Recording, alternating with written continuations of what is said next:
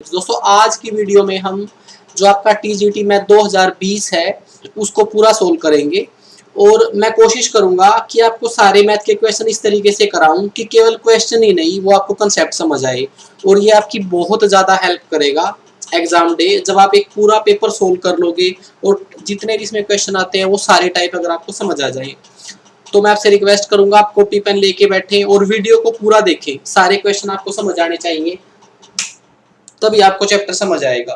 दूसरा, अगर आप मेरे चैनल पर नए हैं और अभी तक आपने मेरा चैनल सब्सक्राइब नहीं किया है तो चैनल को सब्सक्राइब कर लें, बेल का बटन दबा लें ताकि जब भी मैं वीडियो बनाऊं तो आपके पास नोटिफिकेशन आए।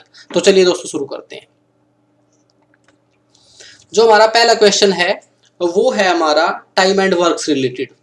टाइम एंड वर्क के हमारे दो तरीके के क्वेश्चन होते हैं। एक में तो सिर्फ गिने चुने लोग होते हैं, ए बी सी तीनों मिलकर काम करते हैं, ये अकेला कितने दिन में करेगा। एक टाइप होता है हमारा ये, और एक होता है ग्रुप ऑफ पीपल मिलके काम करते हैं और एक दूसरा ग्रुप होता है वो उसी काम को करता है।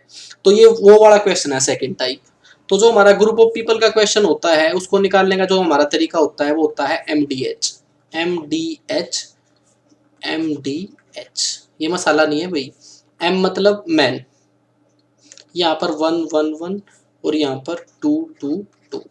M मतलब मैन। अब M का मतलब यहाँ पर कोई भी जो ग्रुप ऑफ पीपल है वो हो सकता है, भाई मैन है, वुमेन है, चिल्ड्रन है। D का मतलब डेज, H का मतलब आवर्स, और डिवाइड में वर्क 1 डिवाइड में वर्क 2। ये हमारा बेसिक फार्मूला है जो आपको पता होना चाहिए। जब आपके पास ग्रुप ऑफ पीपल हो काम करने वाले तो इस क्वेश्चन से, इस फार्मूले से हम क्वेश्चन को सोल्व करते हैं और इस तरीके से जो हमारा निकल के आता है वो हमारा टोटल वर्क निकल के आता है। M1 गुणा D1 गुणा H1, इससे हमेशा जो निकल के आता है वो मेरा टोटल वर्क है। बस ये चीजें आपको पता होनी चाहिए। अब क्वेश्चन पढ़ते हैं। 12 पुरुष एक कार्य को पूर्ण करने में 18 दिन लेते हैं। भाई अगर मैं इसी तरीके से इसको रखना चाहूं तो मैन का मतलब 12 पुरुष, पुरुष का मतलब आदमी, उसका मैंने उसकी इफिशियंसी मैंने M रख ली। यहाँ पर M मैंने क्यों रखा है कि मैंने ये मान लिया कि आदमी एक दिन में M काम करता है, तो 12 पुरुष 18 दिन में एक काम को करते हैं। ठीक है, अब यहाँ पर आर्स नहीं आए हैं तो उसको हम छोड़ देंगे। बराबर 12 स्त्रियां, इसका मतलब 12 औरतें, मैंने मान लिया एक औरत एक दिन में डब्लू काम करती है। 12 औरतें उसी कार्य के, वो काम था मेरा एक, उसका 3/4 भाग 18 दिन में पूरा करती है। बस ये आपको इक्वेशन बनानी आनी चाहिए। देखिए यहाँ पर मैंने क्या किया, जितने आदमी काम कर रहे थे वो उनके कोड के साथ जितने दिन, और वो एक काम कर रहा है तो डब्लू को मैंने मान लिया एक, उसी काम के 3/4 भाग को, इसका 3/4 करेंगे एक का तो 3/4 ही आएगा। 12 औरतें 18 दिन में करती हैं। अब यहां से उनका एक एक दिन का काम निकाल लेंगे। देखिए 12 से 12 कैंसिल हो गया, 18 से 18 कैंसिल हो गया। अब ये डिवाइड के नीचे डिवाइड है तो 4 ऊपर चला जाएगा और 3 इधर आ जाएगा। ये हो जाएगा मेरा 3M = 4W। और यहां से मुझे ये पता चल गया जो मैन है वो एक दिन में 4 यूनिट काम करता है और वुमेन औरत जो है वो एक दिन में 3 यूनिट काम करती है। अब ये बोला गया है कि 8 पुरुष और 6 स्त्रियां मिलकर उस काम को कितने दिन में करेंगे। सबसे पहले मुझे टोटल वर्क निकालना पड़ेगा और टोटल वर्क निकालने का फार्मूला क्या है, M गुणा D गुणा H, यानी कि या तो यहां से टोटल वर्क निकाल लो या यहां से टोटल वर्क निकाल लो। अब अगर मैं यहां से टोटल वर्क निकालता हूं तो कितना आएगा 12, और M का मेरा वैल्यू कितना है 4 यूनिट, और गुणा में 18, ये मेरा टोटल वर्क है। तो टोटल वर्क जो मैंने निकालना है वो निकालना है 12 गुणा 4 गुणा 18। अब ये टोटल काम मैंने किससे कराना है, 10 पुरुष, 10 पुरुष और 8 महिला अगर मिल के करें तो कितने दिन लगाएंगे। बस ये। अब देखिए M का कोड है मेरा 4, 4 गुणा 10 40। W का कोड है मेरा 3, 3 8 24, और बाहर डेज मैंने निकालने थे वो यूं का यूं। ये हो जाएगा 12 गुणा 4 गुणा 18 बराबर 64 गुणा D। बस सोल्व कर लीजिए इसको। ये हो जाएगा मेरा 16 चौके 64, 4 चौके 16, 4 3 12। अगर इसको 2 से काटेंगे तो ये हो जाएगा मेरा 2 दूनी 4, 2 से 9, 27/2 यानी कि 13.5। भाई मैंने कोशिश की है कि मैं आपको इसके पीछे की पूरी डिटेल समझाऊं, ताकि ऐसा कोई भी क्वेश्चन आए तो समझ आए आपको। देखो ऐसे में टाइम लगेगा, अब आप थोड़ा पेशेंस बना के रखें। मैं ऐसे नहीं कि फटाफट आपके सामने जादू दिखाऊं और आपको समझ कुछ ना आए, आप सिर्फ ट्रिक को रटो, ऐसा नहीं, वो एग्जाम डे काम नहीं आएगी आपकी। अगर आप एक बार उस क्वेश्चन को ढंग से समझ लेते हो तो इस टाइप का आप कोई भी क्वेश्चन निकाल सकते हो। चलिए आगे चलते हैं। क्वेश्चन नंबर 67, एक गोले की त्रिज्या के दुगनी होने पर उसके आयतन में कितने प्रतिशत की वृद्धि होगी। देखो ये है आपका क्वेश्चन परसेंटेज का और आपका जो मेंसुरेशन है उन दोनों का मिक्स है इस क्वेश्चन में।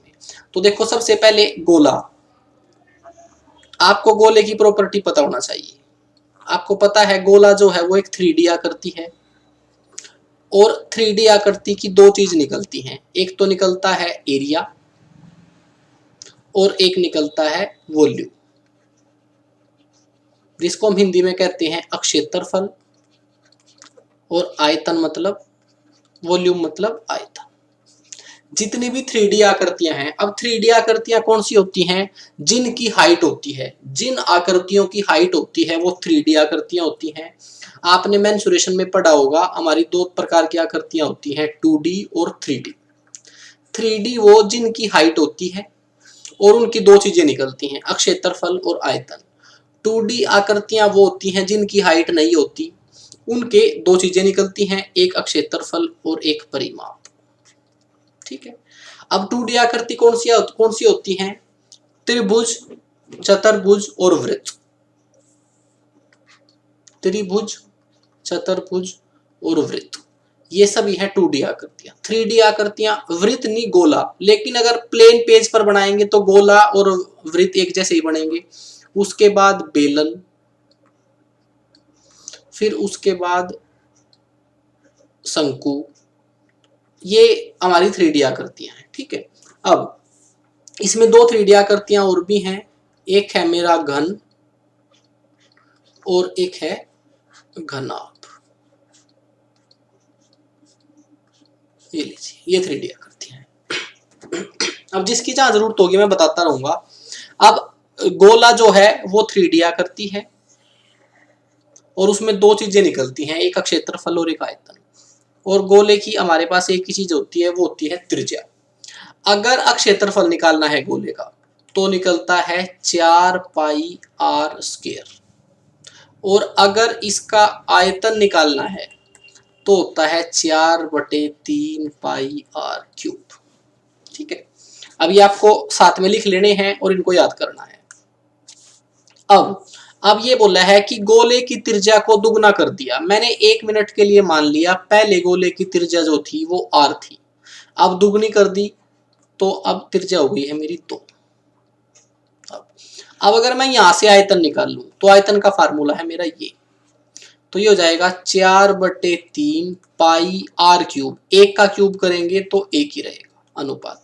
अगर अब गोले की त्रिज्या बढ़ने के बाद आयतन निकाल लूं तो फार्मूला तो यही रहेगा 4/3 गुणा में पाई r³, 2 का क्यूब करेंगे 8। तो ये तो कट ही जाएगा, तो मेरा अनुपात हो गया 1 से 8, यानी कि पहले आयतन अगर 1 यूनिट होता तो अब 8 यूनिट हो गया है। आंसर बताना था मैंने प्रतिशत में, भाई कितना आयतन मेरा बढ़ गया है, कितना आयतन बढ़ा है मेरा यूनिट में बढ़ा है मेरा 7, और कितने से बढ़ा है 1 से, और अगर इसको परसेंटेज में कन्वर्ट करना है गुणा में 100 तो ये हो जाएगा मेरा 700%। भाई आपको समझ आ गया। भाई 2D 3D आकृतियां, उनका क्षेत्रफल आयतन रेशियो में निकलेगा सब कुछ। ऐसे बहुत सारे क्वेश्चन आएंगे इसमें और क्लियर हो जाएगा आपको। एक व्यापारी एक वस्तु को 24 रुपए में बेचता है तथा वस्तु के मूल्य के बराबर प्रतिशत लाभ कमाता है, तो वस्तु का लागत मूल्य क्या है। भाई क्वेश्चन में ये कहा जा रहा है कि वस्तु का क्रय मूल्य जितना है उसी संख्यात्मक रूप में लाभ प्रतिशत भी उतना ही है। तो ऐसे क्वेश्चन को हम ऑप्शन से निकालते हैं। सबसे पहले मैंने क्वेश्चन 1 मिनट के लिए मान लिया कि जो मेरा सीपी है वो 15 है। अब इसका थोड़ा सा मैं बेसिक बता दूं। देखिए आपको पता होगा ये है मेरा एसपी, विक्रय मूल्य, सेलिंग प्राइस, और नीचे ऑप्शन में दे रखे हैं मेरे को लागत मूल्य, क्रय मूल्य। और ये बताना है कि कौन सा क्रय मूल्य सही है। 1 मिनट के लिए मैंने पहला क्रय मूल्य 15 मान लिया, तो लाभ कितना होगा? लाभ होता है विक्रय मूल्य माइनस क्रय मूल्य, और यहां से लाभ हो गया है मेरा 9 यूनिट। अगर 9 यूनिट लाभ हुआ है तो प्रतिशत में भी 9% ही आना चाहिए। और आपको क्लियर नजर आ रहा होगा, अगर मैं यहां पर लाभ प्रतिशत निकाल रहा हूं तो लाभ प्रतिशत का फार्मूला होता है 9 बटे में क्रय मूल्य गुणा में 100। इस तरीके से अगर मैं सोल्व करूंगा तो 9% नहीं आएगा। अब ऑप्शन उठा लिया मैंने दूसरा। अब एक बात और ध्यान दें, आपको पता होना चाहिए कि ऑप्शन उसमें ऐसा होना चाहिए जो 24 के बहुत नजदीक हो। अब 24 के बहुत नजदीक मुझे 20 नजर आ रहा है। 1 मिनट के लिए अगर मैं 20 को ही क्रय मूल्य मान लेता हूं तो क्या होगा? लाभ मेरा कितना है? एसपी जो है वो मेरा 24 है, तो लाभ जो है मेरा वो 4 यूनिट है। लाभ प्रतिशत कैसे निकालते हैं? लाभ बटे में क्रय मूल्य और गुणा में 100। अब मैंने इसको सोल्व किया तो ये भी 20% आ गया है। मेरा क्रय मूल्य भी 20 है और लाभ भी 20% है, और ये क्वेश्चन में पूछा था, तो मेरा आंसर है चौथा। Question number 69। 15 व्यक्तियों के एक समूह में 7 हिंदी पढ़ते हैं, 8 अंग्रेजी पढ़ते हैं, 3 कोई भी भाषा नहीं पढ़ते, तो कितने व्यक्ति हिंदी और अंग्रेजी दोनों पढ़ते हैं? भाई देखो, इस क्वेश्चन को बनाने का तरीका ये है कि आपको एक इस तरीके का डायग्राम बनाना आना चाहिए। पहले तो आपको ये समझ आना चाहिए कि अगर व्यक्ति 15 ही थे तो उनमें से 7 हिंदी पढ़ रहे हैं, 8 अंग्रेजी पढ़ रहे हैं, और उसके बाद 3 कोई भाषा नहीं पढ़ रही। ये तो 8 7 15 और 3 20 18 हो गए, और व्यक्ति तो कुल 15 ही थे। तो इसका अर्थ क्या है? इसका अर्थ ये है कि जो व्यक्ति हिंदी पढ़ते थे उनमें से कुछ व्यक्ति अंग्रेजी भी पढ़ते थे। ठीक है भाई, अगर इनको सभी को जोड़े तो ये 15 से ज्यादा है ना, तो इसका मतलब यही हुआ ना कि हिंदी और अंग्रेजी पढ़ने वाले कुछ मिक्स व्यक्ति थे। अब वो कैसे निकालने हैं? ये जो टोटल मैंने बाहर एक रेक्टेंगल बनाई है, ये है कुल व्यक्तियों की, और कुल व्यक्ति है मेरे 15। अब क्वेश्चन में बोला गया है कि 7 हिंदी पढ़ते हैं, ये गोला मैंने मान लिया हिंदी का, और ये मैंने मान लिया इंग्लिश का। अब अगर 7 हिंदी पढ़ते हैं तो 1 मिनट के लिए मैंने ये मान लिया जो मिक्स पढ़ते हैं ना, जो दोनों भाषा पढ़ते हैं, वो x है, क्योंकि मुझे यही पता लगाना है कि हिंदी और अंग्रेजी कितने लोग पढ़ते हैं, दोनों भाषाएं, तो मैंने उसको x मान लिया। तो अब ये जो हिंदी का गोला है टोटल, ये कितना होना चाहिए? 7 का होना चाहिए। इसका मतलब ये होना चाहिए मेरा 7 माइनस एक्स। ये टोटल गोला 7 व्यक्तियों का था, अब इधर x आ गया है, तो इससे इधर ये वाला हिस्सा 7 माइनस एक्स हो जाएगा। ऐसे ही अब इसको देखिए, अब ये जो है वो है इंग्लिश पढ़ने वालों का, और टोटल इंग्लिश पढ़ते हैं 8, लेकिन यहां तक तो एक्स आगे हैं, तो इस गोले से इधर केवल अंग्रेजी पढ़ने वाले वो कितने होंगे? 8 माइनस एक्स। ठीक है, ये बात समझ आ गई होगी आपको। दो गोले जो मिक्स वाली भाषा है वो दोनों पढ़ते हैं, हिंदी भी और इंग्लिश भी। अब ये 7 माइनस एक्स जो केवल हिंदी पढ़ते हैं, 8 माइनस एक्स जो केवल इंग्लिश पढ़ते हैं, और ये भी बोला गया है कि 3 लोग ऐसे हैं जो कोई भाषा नहीं पढ़ते।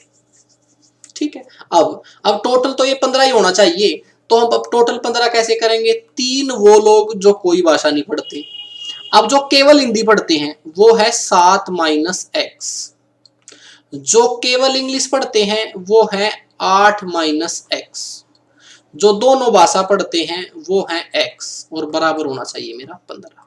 अब ये बात समझ आई आपको? 3 जो कोई भाषा नहीं पढ़ते, जो केवल हिंदी पढ़ते हैं 7 माइनस एक्स, जो केवल इंग्लिश पढ़ते हैं 8 माइनस एक्स, जो दोनों भाषा पढ़ते हैं x, और टोटल हो गया 15। माइनस एक्स से प्लस का x कट गया, 7 और 3 10 और 8 18, ये हो गया 18 माइनस एक्स बराबर 15।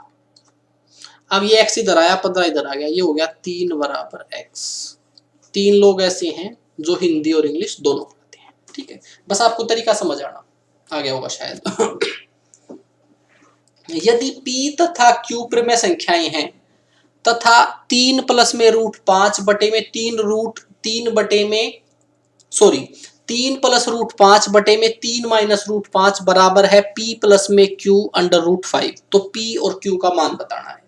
भाई इस क्वेश्चन में कुछ नहीं है, आपने सिर्फ हर का प्रमेयकरण करना है, क्योंकि हम कभी भी रूट वाली वैल्यू नीचे नहीं रखते। तो इसका रैशनलाइजेशन कर देंगे। रैशनलाइजेशन कैसे करते हैं, पहले वो वैल्यू लिखेंगे। रैशनलाइजेशन करने का तरीका, हर का परिमेयकरण करने का तरीका होता है आधार का चिन्ह बदल के ऊपर नीचे गुणा कर दो।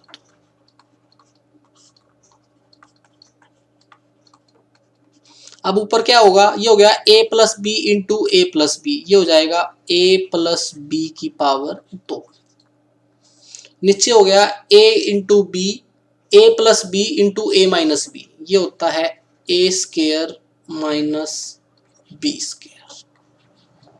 अब इसको ऊपर वाले को सोल्व करेंगे, ये हो जाएगा a प्लस बी की पावर 2, यानी कि a की 2 प्लस b की 2 प्लस 2ab, और डिवाइड में a square minus B square. और इतना तो आपको समझ आता ही होगा। 9 और 5 14, 3 दूनी 6, 6 रूट 5 बटे में 9 में से 5 गए 4। एक बार तो कर दिया 14 के बटे में 4, और एक बार कर दिया 6 रूट 5 के बटे में 4। ये कट के आ गया है 7 बटा 2, और ये आ गया है 3 रूट 5 बटे में 2। ये सॉल्यूशन आया है इसका। लेकिन हमें सॉल्यूशन दे रखा है p प्लस में q रूट 5, तो p की जो वैल्यू है, कंपैरिजन कर दिया, p की वैल्यू है 7 बटे 2। अब 7 बटे 2 में या तो ये आंसर हो सकता है या ये। अब q की वैल्यू है ये। अब लेकिन q के साथ रूट 5 यहाँ पर भी है, रूट 5 यहाँ भी है, रूट 5 को छोड़ दीजिए, q की वैल्यू आ गई 3 बटा 2। अब 3 बटा 2 देख लीजिए, ये p की वैल्यू 7 बटा 2 और q की वैल्यू 3 बटा 2। क्वेश्चन नंबर 71, यदि एक निश्चित राशि पर 3% वार्षिक ब्याज की दर से 2 वर्षों का चक्रवृद्धि ब्याज 101 रुपये 50 पैसे हो, तो उसी राशि का समान समय के लिए साधारण ब्याज कितना होगा। देखिए, एक बात आपको हमेशा ध्यान रखनी है, कभी भी अगर आपको दर मिलती है जो कि हमेशा प्रतिशत में होती है, या तो वो वार्षिक हो सकती है, अर्धवार्षिक, या फिर तिमाही, अगर आप उसकी परसेंटेज हटाओगे तो डिवाइड में हम 100 करेंगे। और इसका अर्थ ये होता है कि नीचे वाला हिस्सा तो मेरा मूलधन है और ऊपर वाला हिस्सा मेरा ब्याज है। दर का मतलब है 100 रुपए पर 3 रुपए ब्याज।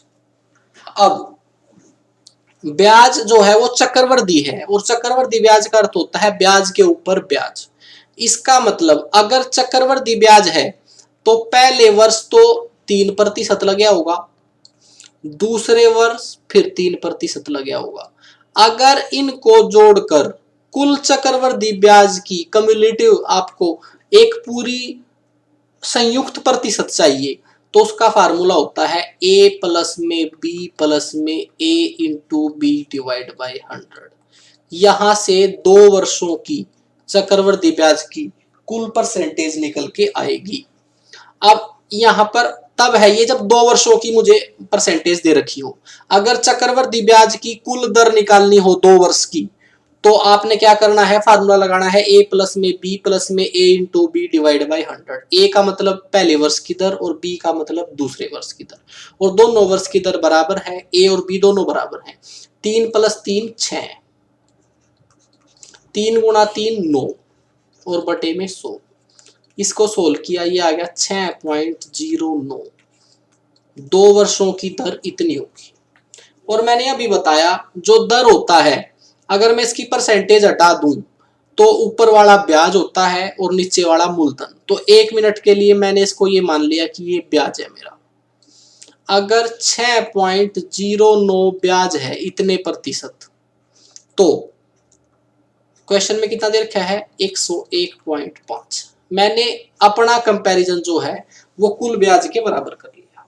अब अगर 1% की वैल्यू निकालनी है तो क्या होगा, ये डिवाइड में चला जाएगा, तो ये हो जाएगा 101.5 बटे में 6.09। अब एक बात का और ध्यान रखें, आपने निकालना है साधारण ब्याज। अगर साधारण ब्याज की कुल दर निकालनी हो तो कितनी होगी भाई, साधारण ब्याज की दर निकलती है पहले वर्ष की अगर 3% है और दूसरे वर्ष की 3%, तो साधारण ब्याज की दर तो डायरेक्ट जुड़ जाती है। तो साधारण ब्याज की दर है मेरी 6%। इसका मतलब मुझे 6% का मान निकालना है। और अगर मैं 6% का मान निकालता हूं तो ये हो जाएगा 101.50 ले लिया मैंने अपनी तरफ से, और ये होगा 6.09। अब डेसिमल से डेसिमल कट जाएगा क्योंकि इसमें भी 2 के बाद है और ऊपर भी 2 के बाद है, और 6% का मान निकालना था तो 6 गुना हो जाएगा। अब इसको सोल्व कीजिए, ये हो जाएगा 3 दूनी 6, 3 दूनी 6, 0 की 0, 3 तिया 9। इसको इससे काटेंगे तो ये कट जाएगा मेरे ख्याल से 5 पर। 50 गुना 2 100, यहाँ से मेरा साधारण ब्याज आ गया 100। अगर ये आपको तरीका थोड़ा अटपटा लगा है तो हम एक तरीके से और निकाल सकते हैं, वो ये है कि जो मेरी दर है उसकी परसेंटेज हटाएंगे पहले। अब ऊपर वाला इंटरेस्ट होता है और नीचे वाला मूलधन, तो आपने कुल मूलधन मानना है, और कुल मूलधन मानने का तरीका होता है जितने मेरे वर्ष हैं 100 की उतनी ही पावर कर देंगे, आधार की उतनी ही पावर कर देंगे मूलधन मानने के लिए। तो मूलधन है मेरा 100 लेकिन वर्ष है 2, तो 100 की पावर 2 किया तो मेरा 10,000 मूलधन आ गया। अब जितने वर्ष हैं उतनी इसके साथ लगाएंगे एरो, और यहां पर लिखेंगे दर की फ्रैक्शन, वो कितनी थी 3/100, 3/100। इसको इससे गुणा करेंगे तो यहाँ आ जाएगा, सॉरी यहाँ पर इसका वर्ग करेंगे तो 10,000 आएगा।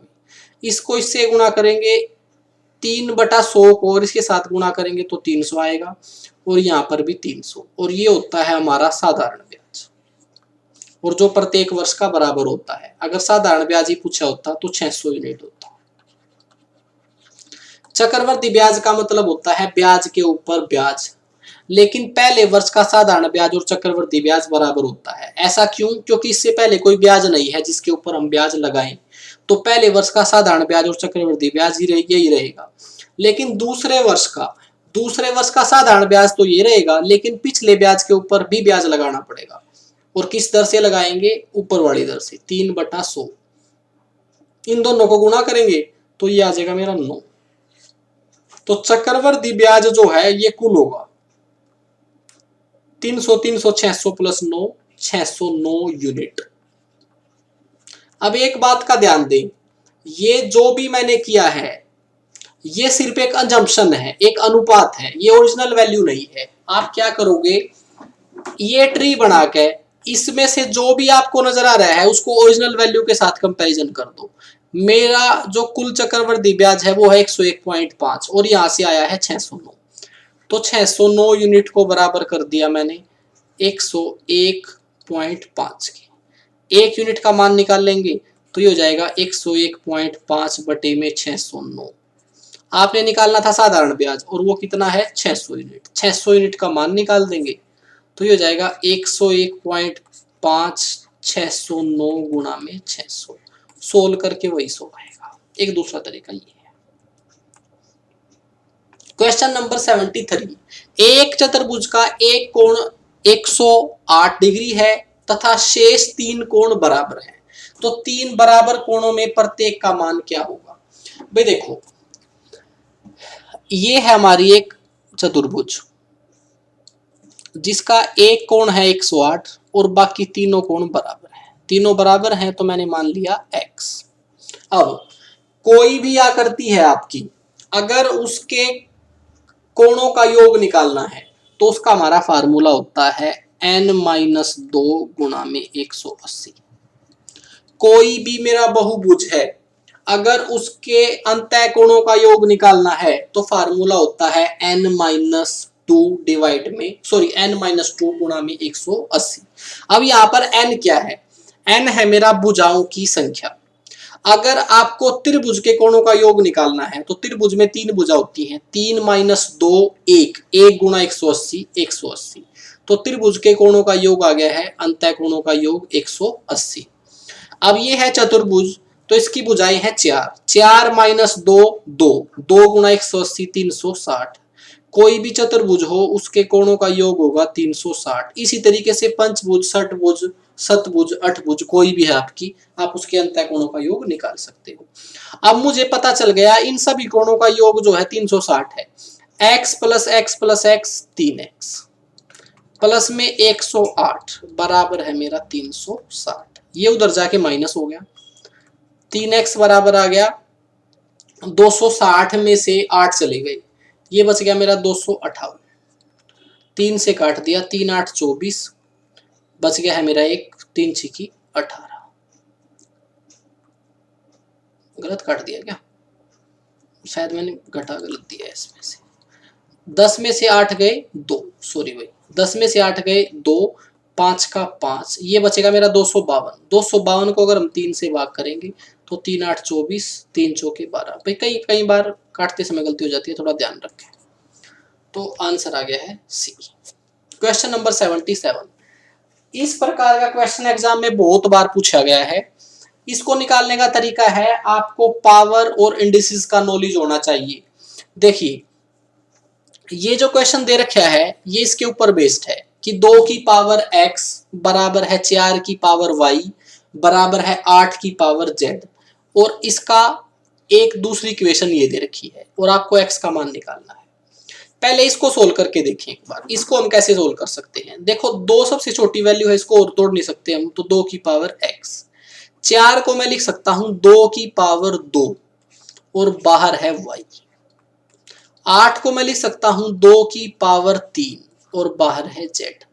अगर पावर के ऊपर पावर लिखी हो तो क्या होता है, पावर आपस में गुणा हो जाती है।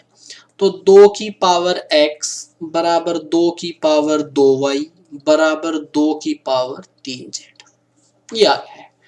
अब एक बात और ध्यान रखें आप, अगर बेस बराबर हो और बीच में बराबर लगा हुआ है तो हम पावर को इक्वल कर लेते हैं। जैसे कि मैं ये बताना चाहता हूं 3 की पावर 10 प्लस में x बराबर 3 की पावर,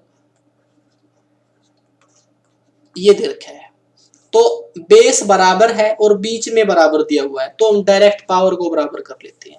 तो यहाँ पर तीनों का बेस 2 है और आपस में बराबर लिखा हुआ है, तो मैं डायरेक्ट पावर को बराबर कर लूंगा।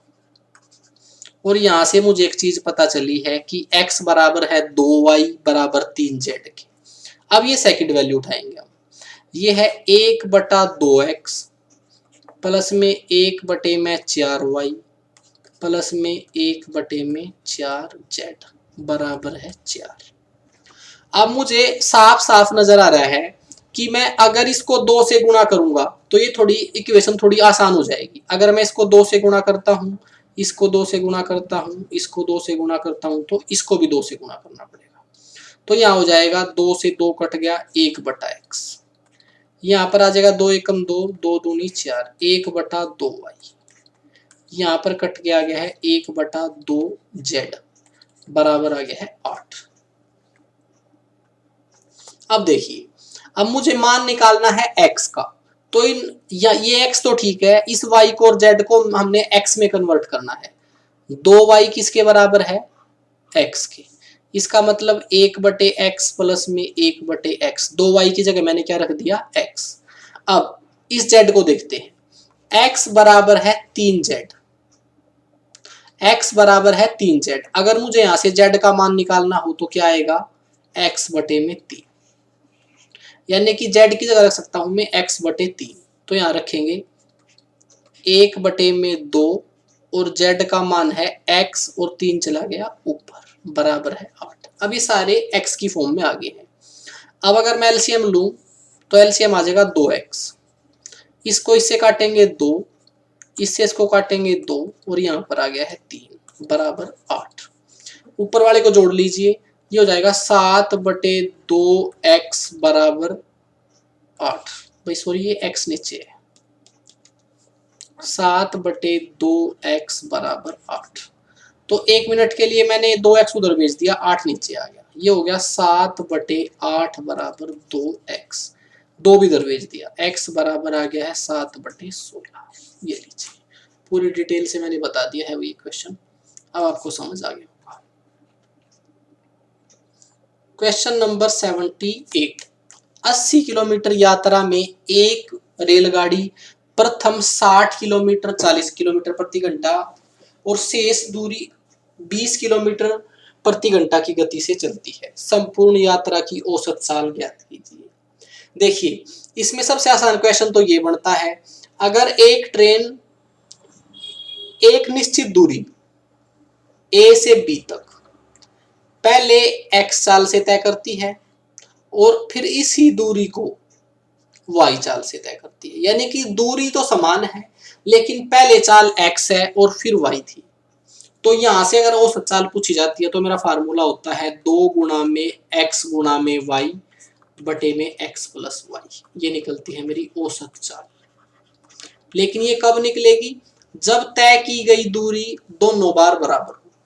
अगर एक बार वही दूरी एक अलग चाल से तय की है और दूसरी बार वही दूरी अलग चाल से तय की है तो औसत चाल मेरी निकलेगी ऐसे। लेकिन यहाँ पर दूरी अलग अलग है। कुल दूरी थी मेरी 80 किलोमीटर, पहले दूरी तय की गई 60 किलोमीटर, फिर दूरी तय की गई 20 किलोमीटर। अब सबसे पहले हमने निकालना पड़ेगा समय। भाई 60 किलोमीटर की दूरी 40 किलोमीटर प्रति घंटा से तय की है, 60 किलोमीटर की दूरी 40 किलोमीटर प्रति घंटा से तय की है। तो यहां से समय आ गया मेरा 3/2 घंटे समय लगे इसमें। शेष दूरी है मेरी 20 किलोमीटर, उसको तय किया गया 20 किलोमीटर प्रति घंटा से, तो यहां से समय लग गया मेरा 1 घंटा। तो कुल समय जो मेरा लग गया है वो लग गया है 2 एकम 2, 2 और 3 5, 5/2 घंटे लगे मेरे कुल समय।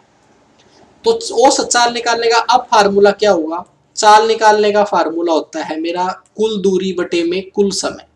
कुल दूरी थी मेरी 80 किलोमीटर और कुल समय लग गया 5/2, 2 ऊपर चला गया, 5 से इसको काटा 16, 16 दूनी 32, तो औसत चाल आ गई है 32 किलोमीटर प्रति घंटा। क्वेश्चन नंबर 91, 40 मीटर ऊंचाई वाले वृत्ताकार बेलन के आधार की त्रिज्या 3 मीटर है, बेलन का संपूर्ण पृष्ठीय क्षेत्रफल ज्ञात कीजिए। सबसे पहले ये बेलन है, 3D आकृति है। मैंने थोड़ी देर पहले बताया था आपको कि मेंसुरेशन में 2 प्रकार की आकृतियां होती हैं, एक होता है 2D और एक होता है 3D। ये लीजिए भाई, चित्र थोड़ा सुंदर बन गया है लेकिन आप देख लें इसी। अब इसमें क्या क्या होता है? एक तो होता है ऊंचाई, ये यहां से लेकर यहां तक जो कि दे रखी है 14 मीटर।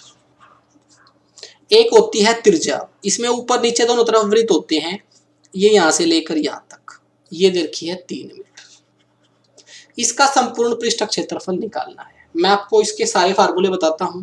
सबसे पहले इसका निकलता है वक्र पृष्ठ क्षेत्रफल।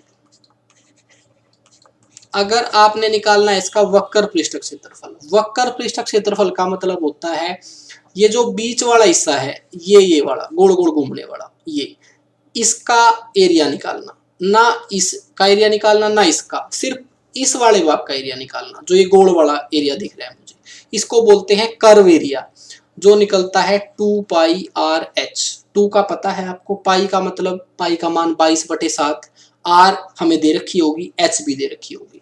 तो ये तो होता है मेरा वक्र पृष्ठ क्षेत्रफल। एक होता है संपूर्ण पृष्ठ क्षेत्रफल।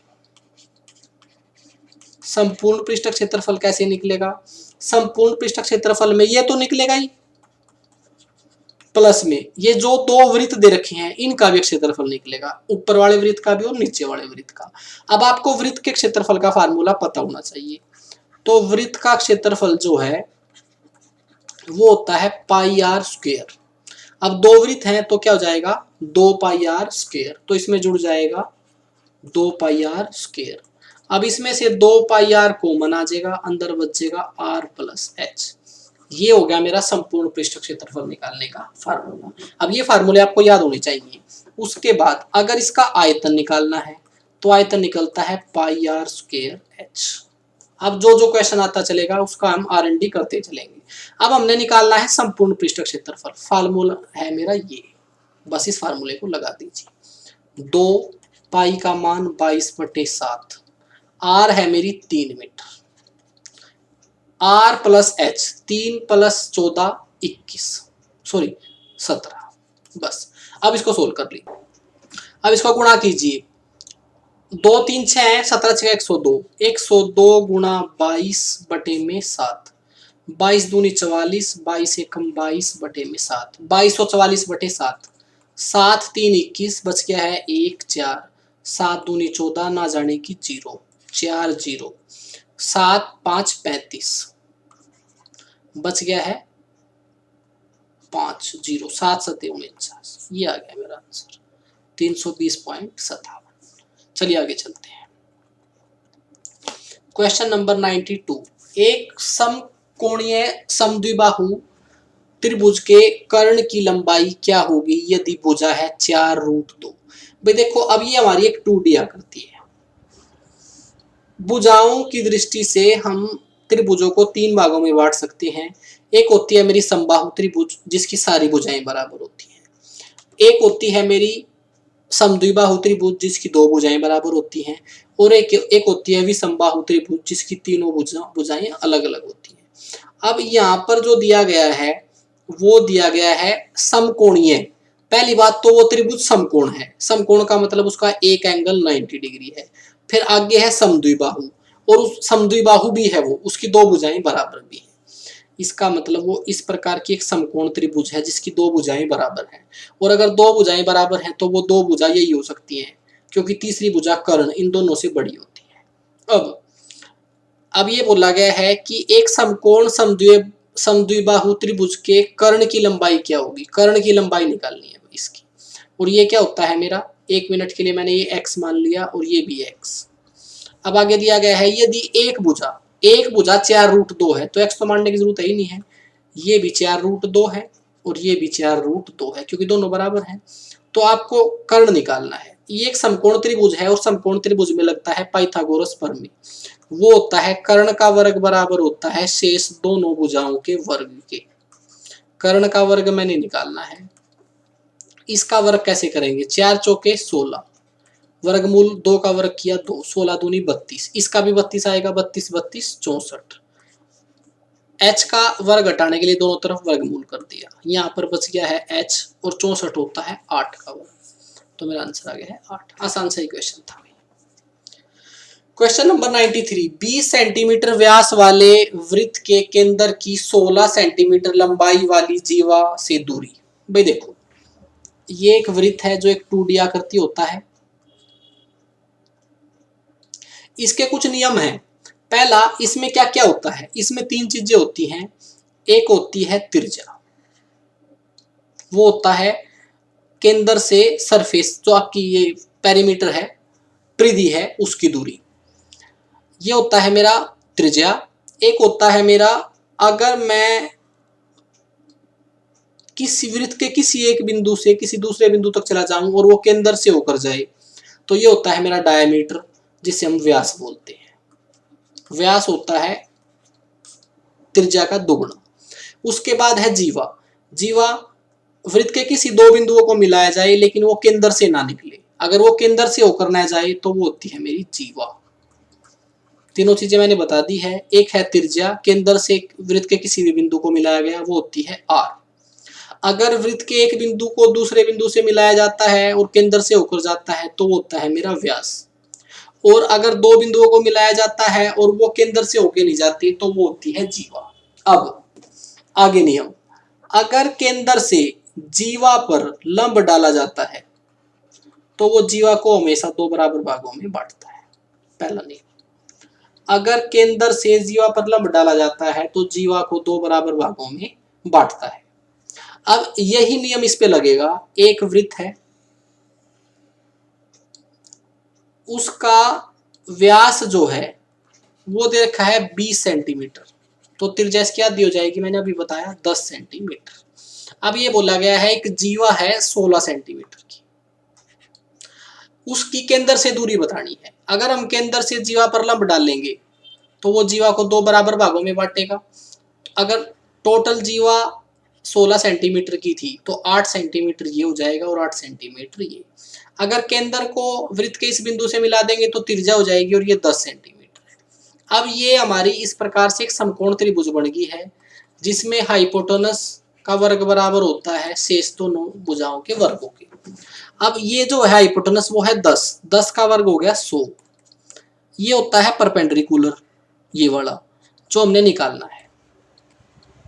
बेस है मेरा 8 का वर्ग होता है 64। ये इधर जाके माइनस होगा 36 बराबर पी की 2, दोनों तरफ वर्गमूल कर दिया, 6 बराबर आ गया है पी। जीवा की केंद्र से दूरी होगी है 6 सेंटीमीटर।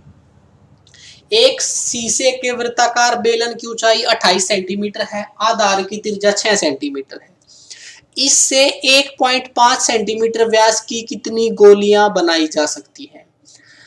भाई कभी भी मेंसुरेशन में अगर एक आकृति को पिघलाकर दूसरी आकृति बनाई जाती है तो आप हमेशा ध्यान रखें उन दोनों आकृतियों का जो मेरा आयतन है वो बराबर होता है। भाई एक शीशे का एक बेलनाकार आयतन था जिससे वृत्ताकार छोटी छोटी गोलियां बना दी गई हैं। तो ये बात ध्यान रखें आप, इन दोनों का आयतन बराबर होगा क्योंकि बेलन को पिघलाकर ही गोलियां बनाई गई हैं। तो पहले बेलन का आयतन कैसे निकलता है, थोड़ी देर पहले बताया था मैंने, पाई आर स्क्वायर एच। अब इसमें एक होती है त्रिज्या जो कि दे रखी है 6 सेंटीमीटर, एक होती है ऊंचाई जो दे रखी है 28 सेंटीमीटर।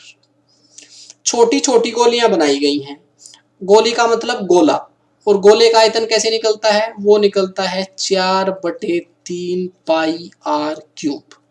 अब गोली का व्यास दे रखा है, 1.5 सेंटीमीटर। पहले तो मैंने इसका डेसिमल हटाया, अगर त्रिज्या निकालनी है तो इसको 2 से भाग करना पड़ेगा, ये हो जाएगा 15/20। इसको काट के सोल्व कर लेंगे, 3 5 15, सॉरी 5 3 15, 5 चौका 20, वो आ गया है 3/4 सेंटीमीटर। अब जिसका आयतन बड़ा है उसको ऊपर रखो और जिसका आयतन कम है उसको नीचे रखो और आपस में भाग लगा दो, तो मेरी जो गोलियां हैं उनकी संख्या निकल के आ जाएगी। पाई से पाई कैंसिल हो जाएगा। अब ये आर अलग अलग है भाई, इसको मैंने बड़ा आर ले लिया। अब जो बेलन का आर है वो है 6 सेंटीमीटर, 6 गुणा 6, और एच है 28, 4/3 यूं का यूं, और जो गोला है उसका आर है 3/4, और कितनी बार लिखना है, 3 बार। बस अब इसको सोल्व कीजिए, 3/4 से 4/3 कैंसिल हो गया। अब इसको हम लिख सकते हैं 6 गुणा 6 गुणा 28, ये नीचे वाले 4 ऊपर चले जाएंगे और नीचे बचेगा 3 गुणा 3, 3 दूनी 6, 3 दूनी 6, 2 दूनी 4, 4 चौके 16 चौके 64, 64 गुणा 28, ये मेरा आंसर है।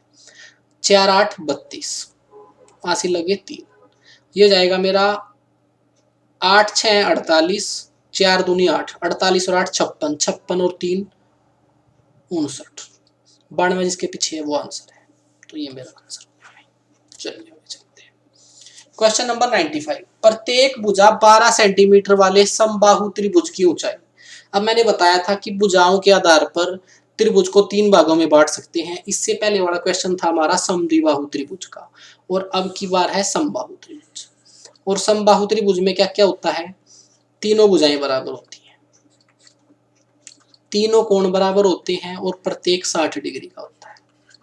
ये बात चल रही है समबाहु त्रिभुज, इक्विलैटरल ट्रायंगल। अब अगर मैं ऊपर वाले केंद्र से नीचे वाली भुजा पर लंब डालूं तो ये नीचे वाली भुजा को बराबर भागों में बांटेगी, और जो ये भुजा है यही मेरी इसमें माध्यिका होती है, यही ऊंचाई होती है,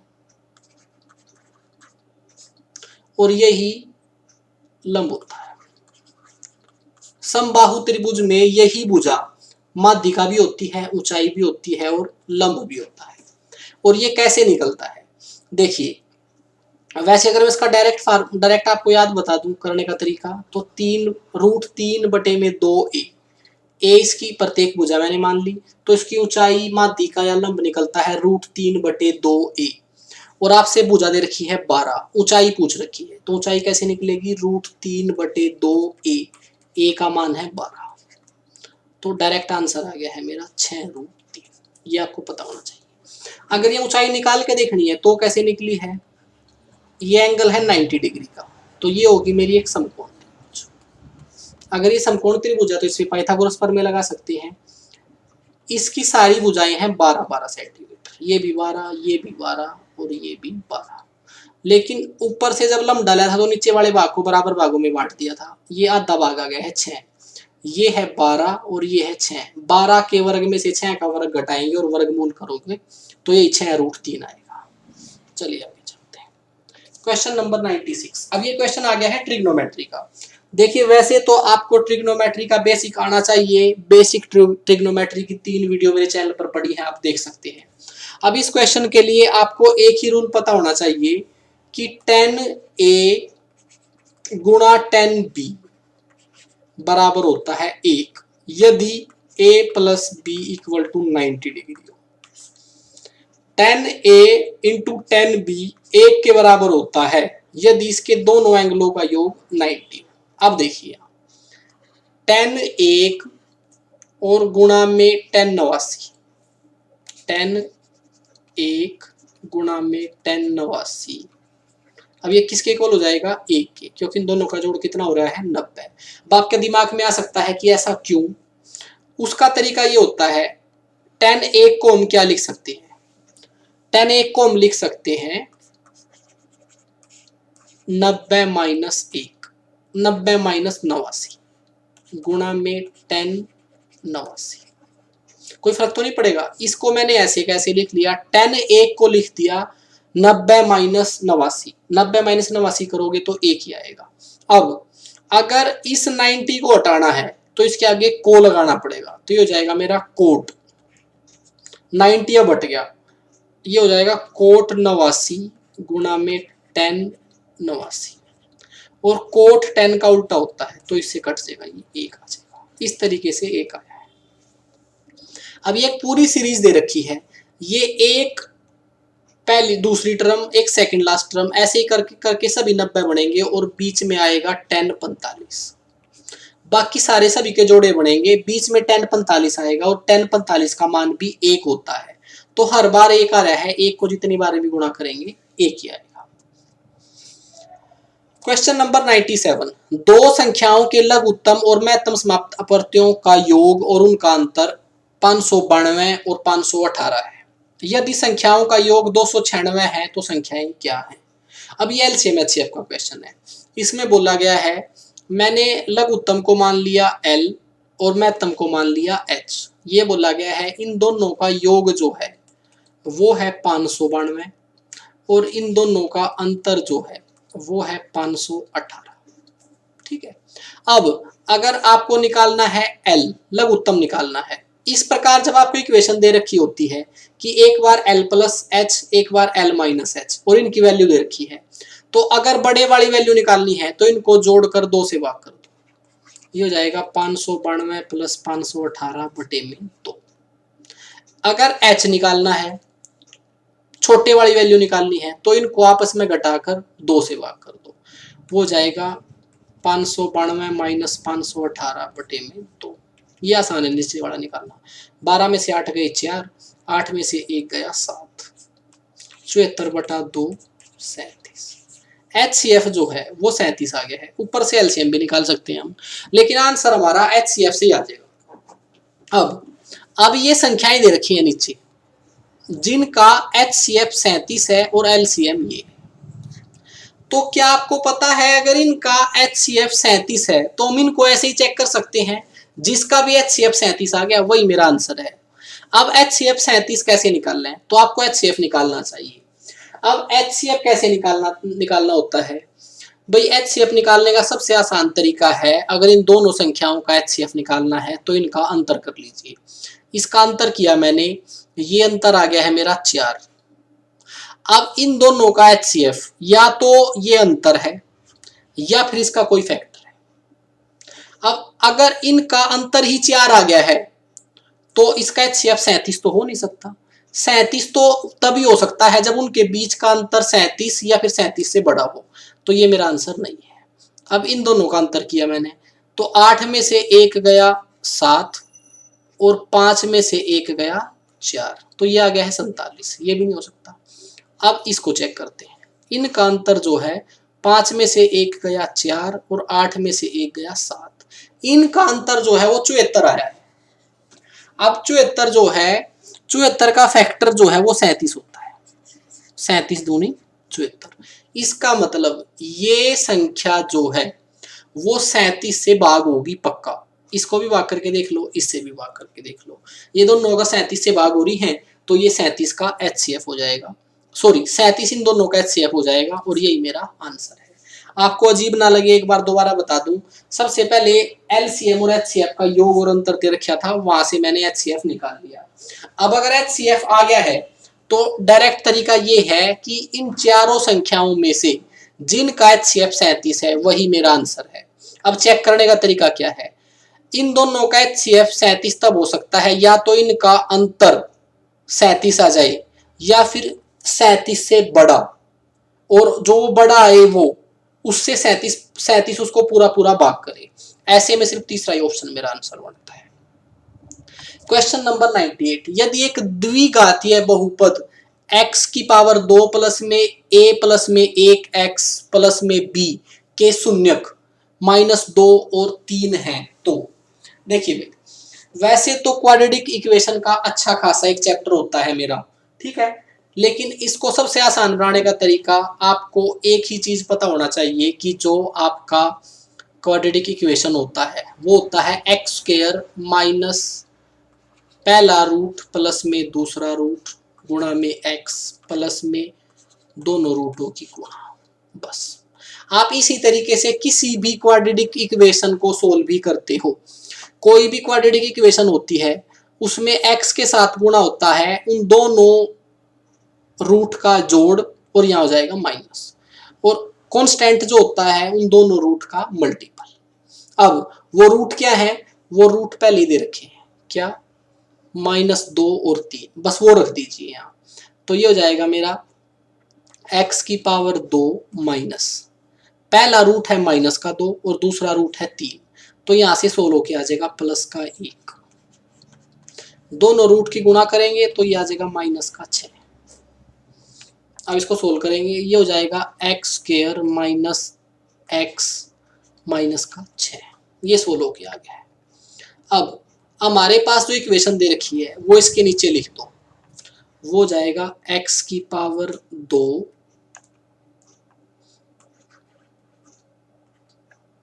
प्लस में a प्लस में 1x प्लस में b।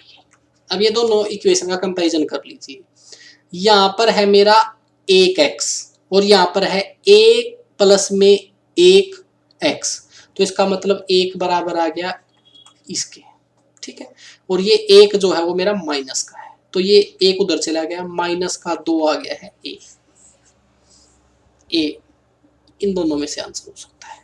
अब b है माइनस का 6, तो मेरा आंसर आ गया है माइनस का 2 माइनस का 6, ये आंसर आ गया। चलिए आगे चलते हैं। क्वेश्चन नंबर 99, सरल रेखा x प्लस 3y बराबर 7 में बिंदु 3 और 8 का प्रतिबिंब। भैया कोऑर्डिनेशन ज्योमेट्री का क्वेश्चन है जिसमें प्रतिबिंब बताना है। ये क्वेश्चन कैसे करते हैं हम, सबसे पहले जिस रेखा से प्रतिबिंब बताना है, जो एक सरल रेखा में दे रखी है, इससे जो प्रतिबिंब बताना है, तो हम क्या करेंगे, यहाँ पर x और y दोनों मान निकाल लेंगे अपनी तरफ से। एक बिंदु मान लेंगे, ये इस रेखा पर ये एक बिंदु है, इसके निर्देशांक निकाल लेंगे। इसके निर्देशांक कैसे निकलेंगे, x और y का मान निकालना है, तो मैंने 1 मिनट के लिए x को 1 मान लिया। अगर x को 1 मान लेंगे तो ये 1 उधर जाके माइनस हो जाएगा, 6 बचेगा, 3 से भाग करेंगे 2, तो y का मान 2 आ जाएगा। अब ये जो एक रेखा थी, मैंने इस पे एक बिंदु निकाल लिया है P। अब इस P बिंदु से एक दूसरे बिंदु का प्रतिबिंब बताना है, और दूसरा बिंदु है Q। इस बिंदु का यहाँ पर एक रेखा होगी इस तरीके से, जिस पर एक बिंदु मैंने P मान लिया, उसके निर्देशांक निकाल लिए, प्रतिबिंब बताना है इस रेखा से। अब प्रतिबिंब का मतलब क्या है, यहां से अगर इसका प्रतिबिंब बताना है तो वो इस रेखा से इस तरफ आएगा। कहने का मतलब ये अगर यहाँ से प्रतिबिंब बनाना है तो ये मध्य बिंदु है, इधर प्रतिबिंब आएगा और ये मध्य बिंदु बनेगा मेरा, और यहाँ पर जो प्रतिबिंब बनेगा उसके निर्देशांक हमने निकालने हैं x और y। तो ये बीच वाला मेरा मध्य बिंदु है, और मध्य बिंदु निकालने का फार्मूला होता है, अगर x निकालना है तो वो होता है x1 plus x2 divide by 2। अगर y निकालना है तो y1 plus y2 divide by 2। अब मैंने x निकालना है, x है मध्य बिंदु और मध्य बिंदु में x कितना है मेरा 1, x1 3, x2 मैंने निकालना है और बटे में 2, ये हो जाएगा 2 दूनी 4, 4 बराबर 3 प्लस में 1, ये 3 उधर जाके माइनस हो जाएगा, 1 बराबर x मेरा 1 होना चाहिए, तो वैसे तो आंसर मेरा यही आ गया है। लेकिन उसके बाद अब हम निकालते हैं y कैसे निकलेगा, y दे रखा है मेरा 2, y1 है 8, y2 मैंने निकालना है और बटे में आ गया है 2, ये हो जाएगा 2 दूनी 4 बराबर 8 प्लस में y, ये 8 उधर जाके माइनस हो गया, y आ गया है माइनस का 4, y माइनस का 4 आया है भाई, लेकिन x मेरा प्लस का 1 आ गया है। अच्छा सॉरी, यहाँ पर मैंने गलती कर दी है भाई, 2 1 कम 2, यहाँ पर ये 2 है तो ये x भी माइनस का 1 आया है, x माइनस का 1 y माइनस का 4, तो मेरा आंसर आ गया ये। क्वेश्चन नंबर 103, किसी त्रिभुज ABC में यदि 3 कोण A बराबर 4 कोण B बराबर 6 कोण C है तो A बराबर होगा। देखो ये देखा है 3 गुणा कोण A का बराबर है 4 गुणा कोण B का बराबर है 6 गुणा कोण C का। अगर ऐसे बराबर दे रखे हैं और आपको इनका अनुपात निकालना है, कोण A का अनुपात, कोण B का अनुपात, कोण C का अनुपात, तो तरीका होता है अगर A का अनुपात निकालना है तो A को छोड़ दो, इन दोनों को गुणा कर दो, 6 4 24। अगर B का अनुपात निकालना है, B को छोड़ दो, इन दोनों को गुणा कर दो, 3 6 18। अगर C का अनुपात निकालना है, C को छोड़ दो, इन दोनों को गुणा कर दो, 3 चौके 12। अब अगर ये किसी एक संख्या से कटते हैं तो काट दो, ये 6 6 से कट रहे हैं, 6 चौका 24, 6 3 18, 6 दूनी 12। कोण A आ गया है 4 यूनिट, B आ गया है 3 यूनिट, C आ गया है 2 यूनिट, और एक त्रिभुज के कोणों का योग कितना होता है 180, और हमारा यहाँ पर आ रहा है 4 + 3 + 2 7 यूनिट, सॉरी 9 यूनिट, हमारा आ रहा है 9 यूनिट लेकिन होता है 180, तो 1 यूनिट का मान आ गया है 20। अब 20 से जिसको गुणा करेंगे वही कोण आ जाएगा, A निकालना था, A है 4 यूनिट, तो 20 × 4 80, ये लीजिए। क्वेश्चन नंबर 105, 23 तथा 100 के मध्य 6 से पूर्णतः विभाजित होने वाली प्राकृत संख्याएं कितनी है। ये क्वेश्चन है मेरा एपी का, अर्थमेटिक प्रोसेस का, अर्थमेटिक प्रोग्रेशन होता है अभी सॉरी, जिसको हम हिंदी में बोलते हैं समांतर श्रेणी। अब ये क्वेश्चन कैसे निकालते हैं हम, इसका निकालने का तरीका होता है 6 से भाग होने वाली सबसे पहली और सबसे आखिरी संख्या निकाल लो इनमें से। 23 के बाद ऐसी कौन सी संख्या है जो 6 से भाग हो जाएगी, वो है 24, 6 चौका 24। इससे अगली कौन सी होगी 30, ऐसे आगे चलती रहेंगी। अब 100 तक लास्ट संख्या कौन सी आएगी, लास्ट आएगी मेरी 96 आएगी जो 6 से भाग होगी। अब ये मुझे कैसे पता चला है, 100 को 6 से भाग कर दिया, शेष बनेगा मेरा 4, वो 4 को घटा दिया, तो अब ये मेरी एक समांतर श्रेणी बन गई है जिसमें 6 से भाग होने वाली संख्याएं हैं, 24 30 36 इस तरीके से चल के 96 तक है। अब ये बताना है ये कितनी संख्याएं हैं। वैसे तो उसका हमारा फार्मूला होता है an बराबर a प्लस में n minus 1 into D. an का मतलब होता है आखिरी पद, और आखिरी पद कितना है मेरा 96। a का मतलब होता है पहला पद है मेरा 24। n मतलब इसमें पदों की संख्या, वो मैंने निकाली। डी का मतलब 2 पदों के बीच का डिफरेंस, और वो कितना होगा 6। 24 उधर जाके माइनस हो गया 72, 72 को 6 से भाग कर दिया 12, 12 बराबर n माइनस 1, ये आके इधर जुड़ गया, पद आ गया मेरे 3। ये लीजिए क्वेश्चन नंबर 106, 12 भुजाओं वाले बहुभुज के विकर्णों की संख्या क्या होगी। देखो बहुभुज के मैंने कुछ फार्मूले बताए थे आपको ऊपर। एक तो बताया था मैंने कि बहुभुज का अंतः कोणों का योग अगर आपको निकालना है तो वो फार्मूला होता है n-2 गुणा 180। अभी बताया था मैंने, ये है अंतः कोणों का योग पहला। अगर किसी भी बहुभुज के बाह्य कोणों का योग निकालना है तो किसी भी बहुभुज के बाह्य कोणों का योग जो है वो हमेशा 360 होता है। दूसरा अंतःकोण को अंतःकोण अंत नहीं भाई, अंत है ये, सॉरी, अंतःकोण प्लस में बाह्य कोण बराबर होता है 180। दूसरा कोई भी बहुभुज है उसके विकर्णों की संख्या निकालनी है तो वो होता है n into n plus 3 divide by 2। ये हमारा फार्मूला होता है। अब इससे निकलती है विकर्णों की संख्या। n का मतलब है भुजाएं, भुजाएं है मेरी 12, ये हो जाएगा 12 गुणा 12 में से 3 गया 9 बटे में 2, 2 से इसको काट दिया 6, 6 निमा 14, तो बहुभुज के विकर्णों की संख्या आ गई है 14। ये फार्मूला आप याद रखें, ये 2-3 फार्मूले हैं, बार बार यूज होंगे। क्वेश्चन नंबर 107, एक व्यक्ति 2 घोड़े 1350 रुपए में खरीदता है। एक घोड़े को 6% हानि, दूसरे घोड़े को 7.5% लाभ पर बेचता है। इन सौदों में उसे न तो लाभ होता है न ही हानि, प्रत्येक घोड़े का मूल्य ज्ञात कीजिए। भाई 2 घोड़े खरीदे थे 1350 के, हमें नहीं पता दोनों का अलग अलग मूल्य क्या है। एक को 6% हानि पर दूसरे को 7.5% प्रॉफिट पर बेच दिया, और टोटल मिलाकर पूरे सौदे पर ना कोई लाभ हुआ ना कोई हानि, तो प्रत्येक घोड़े का मूल्य ज्ञात कीजिए। ये क्वेश्चन हम एलिगेशन से कर सकते हैं। क्यों? क्योंकि पहले घोड़े को बेचा था 6% हानि पर, दूसरे घोड़े को बेचा 7.5% के लाभ पर, और पूरे सौदे पर कुछ नहीं हुआ, ना लाभ ना हानि। तो इसमें से इसको घटा देंगे तो यहाँ आ जाएगा 7.5, इसमें से इसको घटा देंगे यहाँ आ जाएगा 6। इस डेसिमल को हटाने के लिए यहाँ 0 लगा दी, 15 5 75 और 15 चौके 100, और जो ये अनुपात आ गया है नीचे, ये उन दोनों घोड़ों का क्रय मूल्य आ गया है।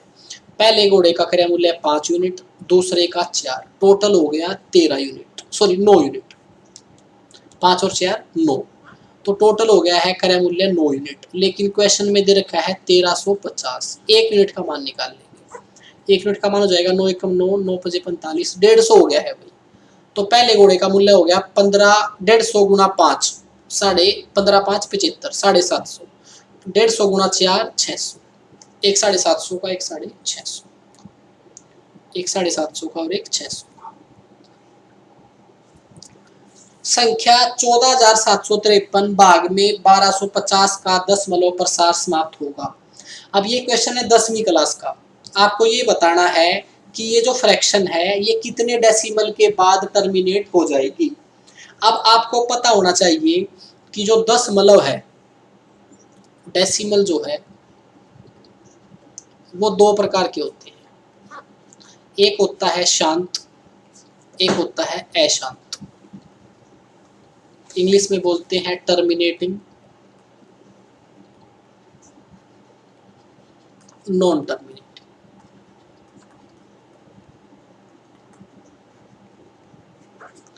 टर्मिनेटिंग जो हमारा डेसिमल होता है वो वही होता है जिसके हर में या तो 2 की पावर है या 5 की पावर है। अगर कोई दशमलव भिन्न दे रखी है मुझे और उसके हर में 2 की और 5 की ही पावर है तो वो टर्मिनेटिंग होगा। अदरवाइज कुछ अगर उसके साथ कुछ और गुणा हो जाएगा नीचे तो वो नॉन टर्मिनेटिंग हो जाएगा।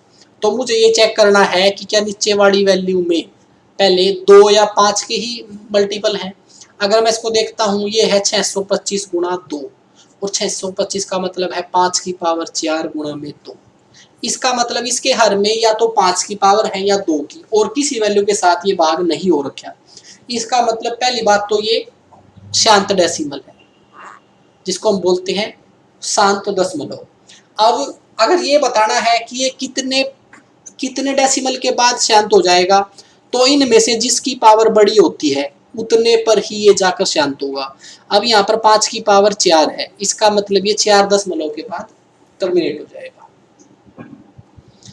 इसमें दो तीन चीजें और बता दूं मैं। अगर नॉन टर्मिनेटिंग की बात करें तो इसमें आगे 2 भाग हो जाते हैं, एक होता है नॉन रिकरिंग, एक होता है रिकरिंग। ठीक है, अब नॉन रिकरिंग का मतलब ये है कि डेसिमल के बाद जो मेरा अंक आ रहा है वो बदल बदल के आ रहे हैं, कोई उसमें कोई पैटर्न नहीं है। लेकिन रिकरिंग होता है जब डेसिमल के बाद एक ही अंक रिपीट होने लग जाए। जिसको बोलते हैं, अगर आप वैसे समझना चाहते हो, नोट रिपीटिंग और रिपीटिंग। अगर ये 1.333 आ रहा है तो हम इसको लिख सकते हैं 1.3 के ऊपर बार, और यहीं से ही हमारा बार का टॉपिक शुरू होता है। अगर कोई क्वेश्चन आया तो मैं बताऊंगा।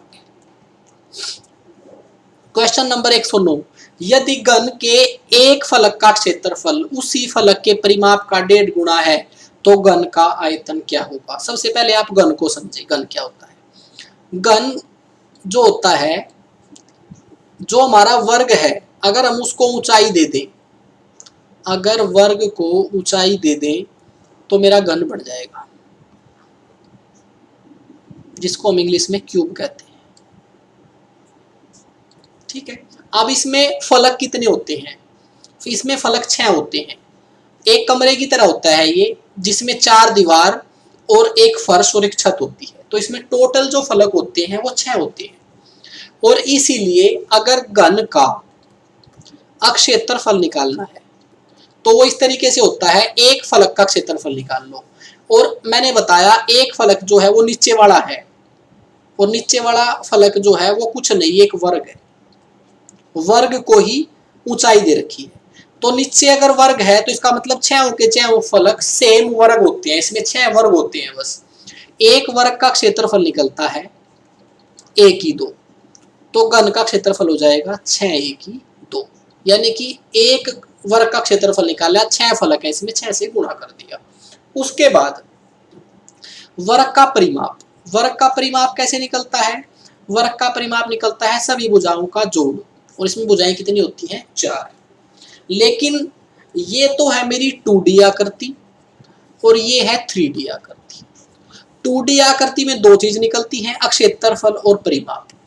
3D आकृति में क्षेत्रफल और आयतन निकलता है, और इसका आयतन निकलता है 1/3। बस ये बात आप ध्यान रखें। अब यदि घन के एक फलक का क्षेत्रफल, एक फलक का मतलब यही है, इस नीचे वाले हिस्से की बात चल रही है, का क्षेत्रफल, नीचे वाले का मतलब एक वर्ग का क्षेत्रफल, और कितना हो जाएगा, अगर इसकी भुजा a है तो वो जाएगा 1/2, यह क्षेत्रफल आ गया नीचे वाले फलक का। उसी फलक के परिमाप का 1.5 है। अगर इसका परिमाप निकालना है तो इसकी परिमाप एक वर्ग की तरह ही निकलेगा, और कितना आ जाएगा, 4a। इसके परिमाप का 1.5 गुना है क्षेत्रफल।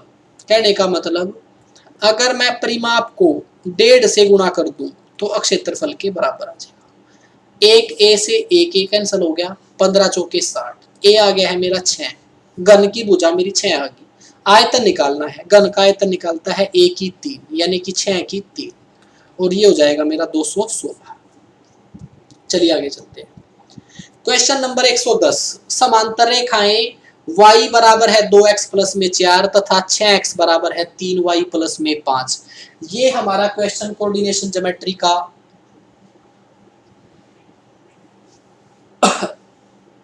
कोऑर्डिनेशन ज्योमेट्री का क्वेश्चन है ये। अब इसको करने का तरीका देखिए भाई, वैसे थोड़ा टॉपिक जो है थोड़ा पेचीदा है, इसके बहुत बेसिक के बाद ये बात समझ आएगी आपको। लेकिन अगर मैं आपको थोड़ी सी हिंट दूं तो 2 रेखाएं हैं इस तरीके से, और ये दोनों रेखाएं जो हैं वो पैरेलल हैं, समांतर रेखाएं। ऊपर वाली रेखा है y बराबर 2x प्लस में 4, इसको मैं लिख सकता हूँ 2x माइनस वाई बराबर माइनस का 4। मैंने क्या किया, y को इधर लेके चला गया, 4 को इधर। ये एक रेखा है। एक दूसरी रेखा है 6x माइनस 3y बराबर 5। मैंने क्या किया, y को उधर लेके चला गया। ये दोनों रेखाएं समांतर हैं। अगर ये दोनों रेखाएं समांतर हैं तो इनके बीच का डिफरेंस बताना है ये। तो एक तो बात ये ध्यान रखें, अगर ये दोनों रेखाएं समांतर हैं तो x और y एक ही अनुपात में होंगे। देखो यहाँ पर x का है 3 गुना और y का भी है 3 गुना। तो ऐसे क्वेश्चन में हमने क्या करना है, x और y को बराबर कर लेना है। पहले वाले इक्वेशन को मैंने 3 से गुणा कर दिया, ये हो गया 6x माइनस 3y बराबर 12। ये बात समझ आई। क्योंकि ये दोनों लाइनें पैरेलल हैं तो x और y दोनों इक्वेशन में एक अनुपात में होगा, और उस अनुपात से गुणा करके x और y मैंने बराबर कर दिया। अब यहाँ भी 6x है, यहाँ भी 6x, यहाँ भी 3y और यहाँ भी 3y। अब फार्मूला होता है डिफरेंस निकालने का, मोड के अंदर C2 माइनस C1 बटे में A की 2 माइनस B की 2। अब C2 और C1 क्या होते हैं आपको पता होगा, इक्वेशन में जो ये स्थिरांक होता है, कांस्टेंट वैल्यू होती है, ये होती है C। तो C2 C1, अच्छा सॉरी ऊपर मैंने दोनों पे सेम लगा दिया, ये एक इक्वेशन है और ये दूसरी इक्वेशन है। C2 C1 है ये दोनों स्थिरांक। अब इनको आपस में घटाना है, अगर इनको आपस में घटाएंगे हम तो एक माइनस का है तो ये जुड़ जाएंगे, 12 + 5 17, तो ऊपर आ गया है 17। प्लस माइनस का मैटर नहीं करता क्योंकि बाहर आ गया है मेरा मोड। ए की 2 माइनस बी की 2। अब ए और बी क्या होते हैं, जो एक्स के साथ गुणा हो रखा होता है वो ए होता है, और जो वाई के साथ गुणा हो रखा है वो है बी, और ए और बी तो दोनों में सेम ही है। तो ए की 2 यानी कि 6 की 2 36, बी की 2 यानी कि -3 की 2 9 हो जाएगा। ये हो जाएगा √17 बटे में √45, और √45 को हम लिख सकते हैं 9 × 45 3√5। आपको पता है रूट वाली वैल्यू हम नीचे नहीं रखते, तो हर का रेशनलाइजेशन कर दिया √5 का। ऊपर तो आ गया है 17√5 और नीचे आ गया है 15, और आंसर आ गया मेरा ये। ठीक है भाई, ये जो एक दो ऐसे टॉपिक हैं इनको मैं डिटेल से भी पढ़ा दूंगा ताकि आपको समझ आ जाए। क्वेश्चन नंबर 111, यदि त्रिभुज एबीसी में ए कोण समकोण है, एक त्रिभुज है भाई, इसमें ए कोण जो है वो समकोण है, 10b गुणा में 10c का मान बताएं। अभी मैंने थोड़ी देर पहले बताया था आपको, एक त्रिभुज है उसके कोणों का योग होता है 180। अगर ये 90 आ गया है तो b और c का दोनों का जोड़ जो है वो 90 है। और अभी मैंने बताया था अगर 10b और 10c आपस में गुणा हो रखे हैं और इनका जोड़ 90 है तो इसका आंसर आएगा मेरा 1, और मैंने डिटेल से बताया भी था कैसे है।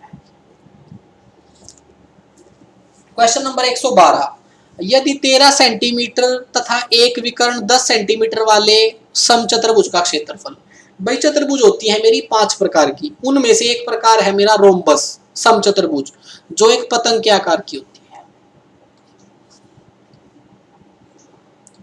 ये लीजिए, ये है समचतुर्भुज। इसकी प्रॉपर्टी क्या क्या है, इसकी सारी भुजाएं बराबर होती हैं। अगर ये ए है तो ये भी ए है, ये भी ए है और ये भी ए है।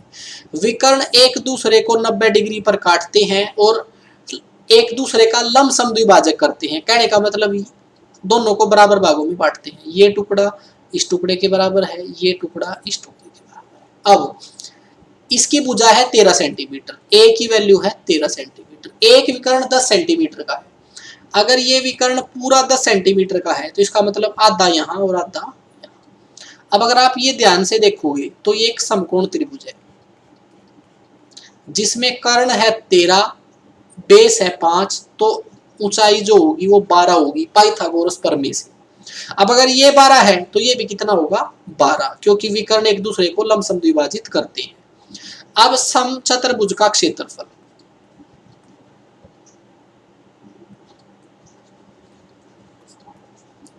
इसका क्षेत्रफल निकलता है 1/2 d1 गुणा में d2। डी का मतलब डायगोनल, पहला विकर्ण गुणा में दूसरा विकर्ण, 1/2। पहला विकर्ण था 10 और दूसरा हमने अभी निकाला 12 + 12 24, ये आ गया मेरा 120। इसका क्षेत्रफल 120 है। चलिए, ये भी कोऑर्डिनेशन से बैठ गया क्वेश्चन है, यदि बिंदु ए बी सी, मैंने इसको मान लिया ए, इसको मान लिया बी, इसको मान लिया सी, सररेख है। सररेख का मतलब कोलिनियर, एक लाइन में है, तो a + b डिवाइड में a minus a + b divide में a × b का मान क्या होगा। देखिए, अगर इस तरीके से आपको तीनों बिंदु कोलिनियर दे रखे हैं तो आप त्रिभुज का क्षेत्रफल निकाल के 0 के बराबर कर सकते हो।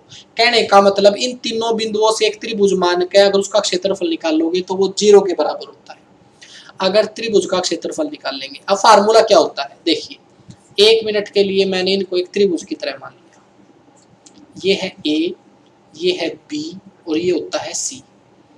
इसके निर्देशांक है x1 y1, इसके निर्देशांक है x2 y2, इसके निर्देशांक है x3 y3। तो फार्मूला होता है क्षेत्रफल निकालने का 1/2, अंदर होता है मेरा x1 y2 minus y3 plus में x2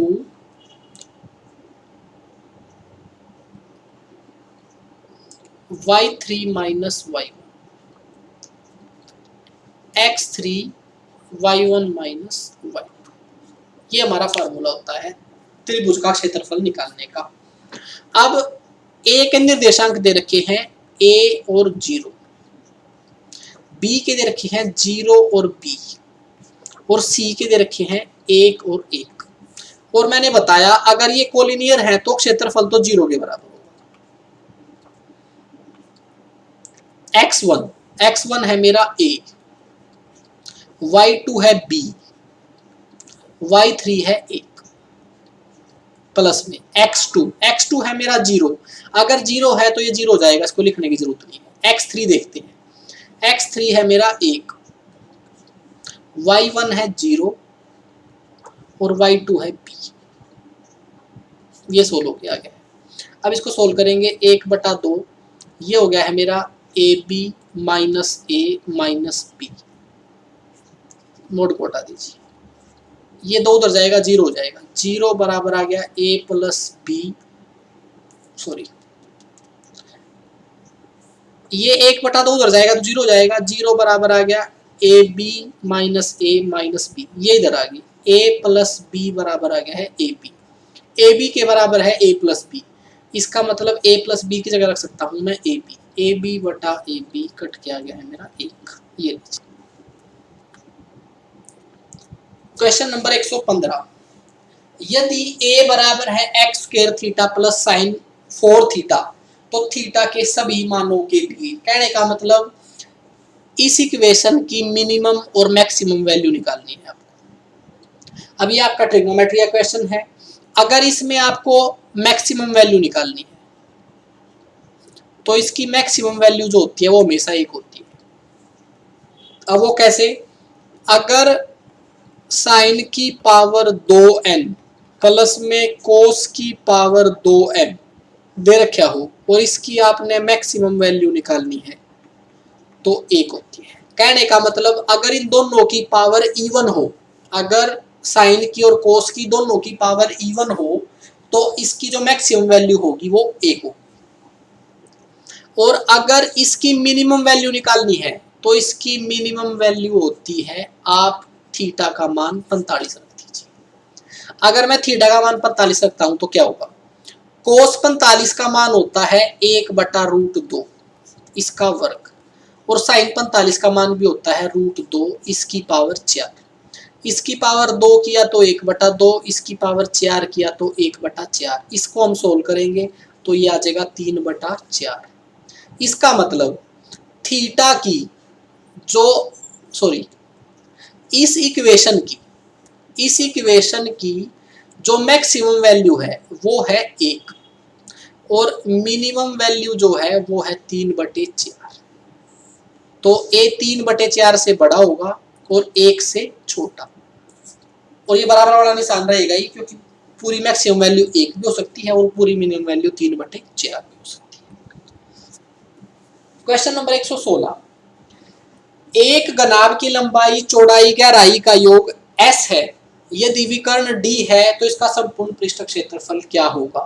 भाई घनाभ जो है वो आपका आयत को ऊंचाई दे रखी होती है, वो आपका घनाभ होता है। इससे पहले हमने घन पढ़ा था, अब ये है घनाभ क्यूबॉइड। अगर आप आयत को ऊंचाई दे दो तो वो आपका घनाभ बढ़ेगा। अब ये है आपका घनाभ। अब इस घनाभ में एक तो होती है लंबाई, एक होती है चौड़ाई और एक होती है ऊंचाई। अगर इसका विकर्ण निकालना हो तो पहले घनाभ के विकर्ण का फार्मूला होता है √ लंबाई का वर्ग प्लस चौड़ाई का वर्ग प्लस ऊंचाई का वर्ग। अगर घनाभ का क्षेत्रफल निकालना हो तो वो होता है 2 × L + B B + H h plus l। ये इस तरीके से निकलता है इसका क्षेत्रफल। ठीक है, आयतन भी बता देता हूँ। इसका आयतन निकलता है लंबाई गुणा चौड़ाई गुणा ऊंचाई। ये तीनों फार्मूले घनाभ के बारे में आपको याद होने चाहिए। अब विकर्ण जो है वो d दे रखा है, हमारा तो निकलता है अंडर रूट एल की 2 प्लस बी की 2 प्लस एच की 2 बराबर दे रखा है डी के। मैंने दोनों तरफ वर्ग कर दिया तो ये हो गया है एल की 2 प्लस बी की 2 प्लस एच की 2 बराबर डी स्क्वायर। अब घनाभ की लंबाई चौड़ाई और गहराई का योग दे रखा है s. L plus B plus h, इन तीनों का योग दे रखा है एस। मैंने दोनों तरफ वर्ग कर दिया तो ये हो जाएगा ए प्लस बी प्लस सी की 2, ए की 2 प्लस बी की 2 प्लस सी की 2 plus 2 a b b c C a बराबर है एस की 2। ये हो गया ए बी सी का स्क्वायर का फार्मूला। अब A L square plus B square plus H square किसके बराबर है? डी स्क्वायर के। प्लस में 2 into L into B B into H into L बराबर है एस की 2। ये उधर जाके माइनस हो गया और ये क्या होता है हमारा? ये होता है घनाभ का संपूर्ण क्षेत्रफल, एस की 2 माइनस डी की 2। ये लीजिए, आसानी क्वेश्चन था भाई, फार्मूला बेस्ड क्वेश्चन था बस। Question number 117। क्वेश्चन नंबर 117 में दे रखा है बिंदु ए तथा बिंदु बी को मिलाने वाली रेखाखंड को y x किस अनुपात में विभाजित करता है। ये भी कोऑर्डिनेशन ज्योमेट्री का क्वेश्चन है। इसको मैंने मान लिया बिंदु ए, इसको मैंने मान लिया बिंदु बी। एक रेखा है भाई, ये बिंदु ए है, ये बी। ए के निर्देशांक हैं -2 -3, बी के हैं 3 और 7। ये बोला गया है ये जो रेखा है ना, ये एक जो हमारा y अक्ष होता है उसको किस अनुपात में काटती है। यहाँ पर भाई ये किस अनुपात में काट रही है, इसको ये बताना है, अनुपात बताना है। तो एक बात तो ये ध्यान रखें कि ये जो जिस बिंदु पर काट रही है इसको मैंने मान लिया C। अगर इसके निर्देशांक निकालने हैं तो ध्यान रखना y अक्ष पर x 0 होता है, y अक्ष पर x 0 होता है और y को मैंने y मान लिया। तो जहां पर ये y अक्ष को काट रही है इसके मैंने निर्देशांक मान लिए हैं 0 और y, और किस अनुपात में काटती है उसको मैंने मान लिया k अनुपात 1। अब यहाँ पर हम लगाएंगे सेक्शन फार्मूला, ठीक है, जिसको हम बोलते हैं विभाजन सूत्र। अब वो कैसे निकाल लेंगे? अगर आपको x निकालना हो तो x निकालने का फार्मूला होता है, ये अनुपात होता है हमारा, इसको इधर वाले x के साथ गुणा कर दीजिए, k गुणा में 3 के। मैंने इसको इधर वाले x के साथ गुणा कर दिया, प्लस में इसको इधर वाले x के साथ गुणा करेंगे, 1 गुणा में -2, ये हो गया -2 बटे में इन दोनों का जोड़। इस तरीके से निकलता है x। अगर y निकालना है तो अब की बार y से कर सकते हैं, हम x ही निकालेंगे। अब हमने यहाँ पर इस बिंदु का x निकाला और वो कितना था? 0। तो ये हो गया 0 बराबर 3k -2 बटे में k प्लस में 1। ये 0 के साथ गुणा होगा तो 0 ही हो जाएगा, 3k -2। ये हो गया 2 बराबर 3k और k बराबर आ गया है 2 बटे 3। इसका मतलब इसको किस अनुपात में बांटेगा? 2 अनुपात 3 में। ये लीजिए क्वेश्चन नंबर 118। क्वेश्चन नंबर 118 है ट्रिग्नोमेट्री का।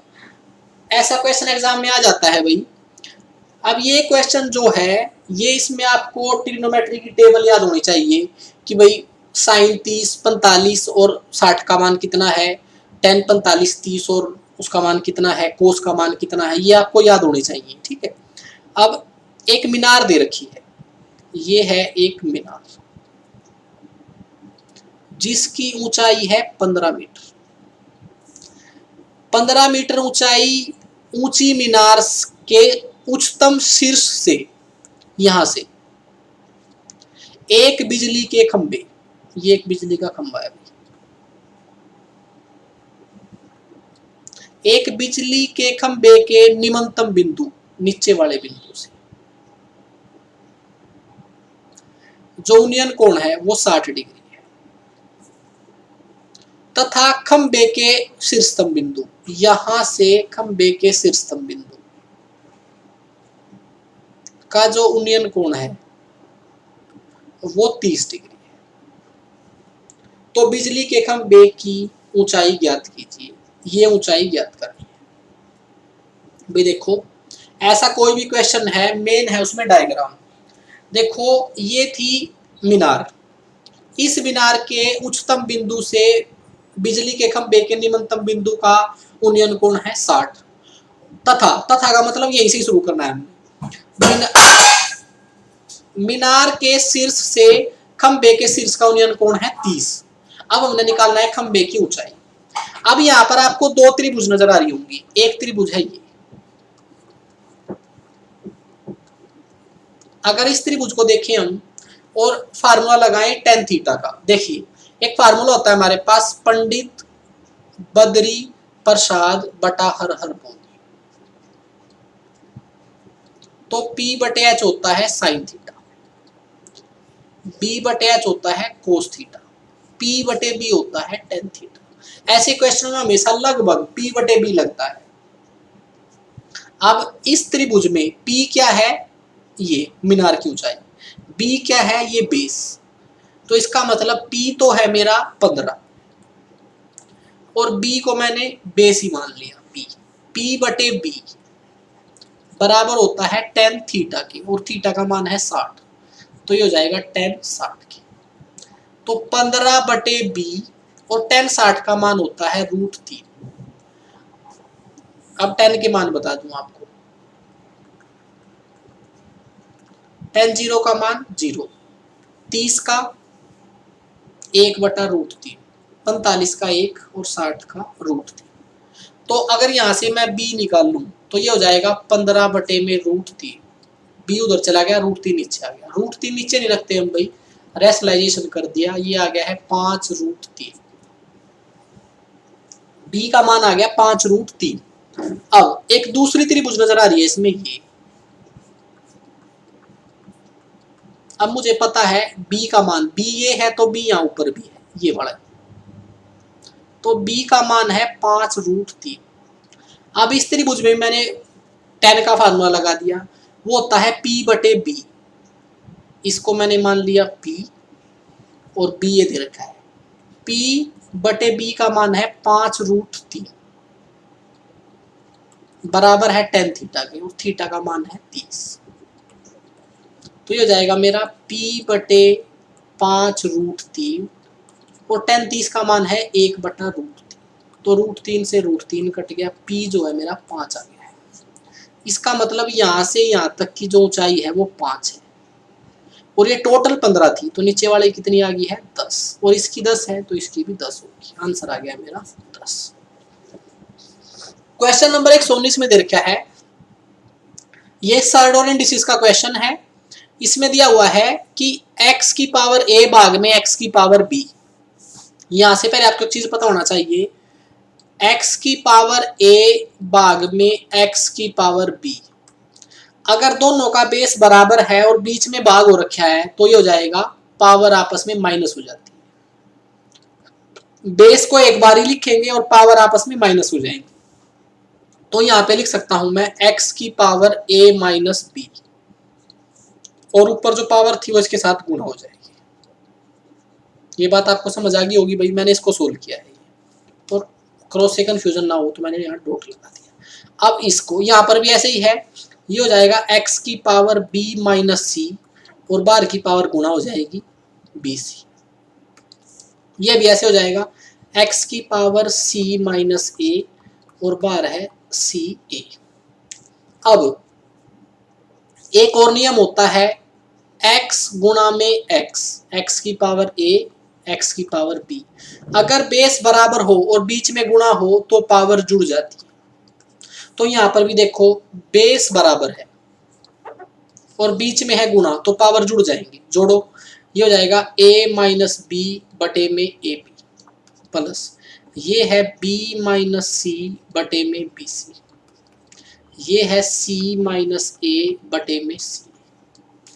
अब यहाँ पर अगर हम एलसीएम देखते हैं तो वो हो जाएगा मेरा a b c, a b c LCM आ जाएगा।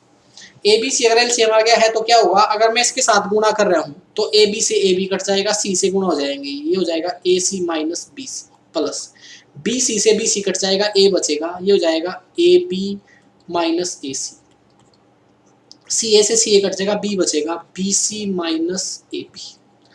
अब ये प्लस का ए बी से माइनस का ए बी कट गया, प्लस के बी सी से माइनस का बी सी कट गया, ए सी से ए सी कट गया, तो ये आ गया है मेरा 0।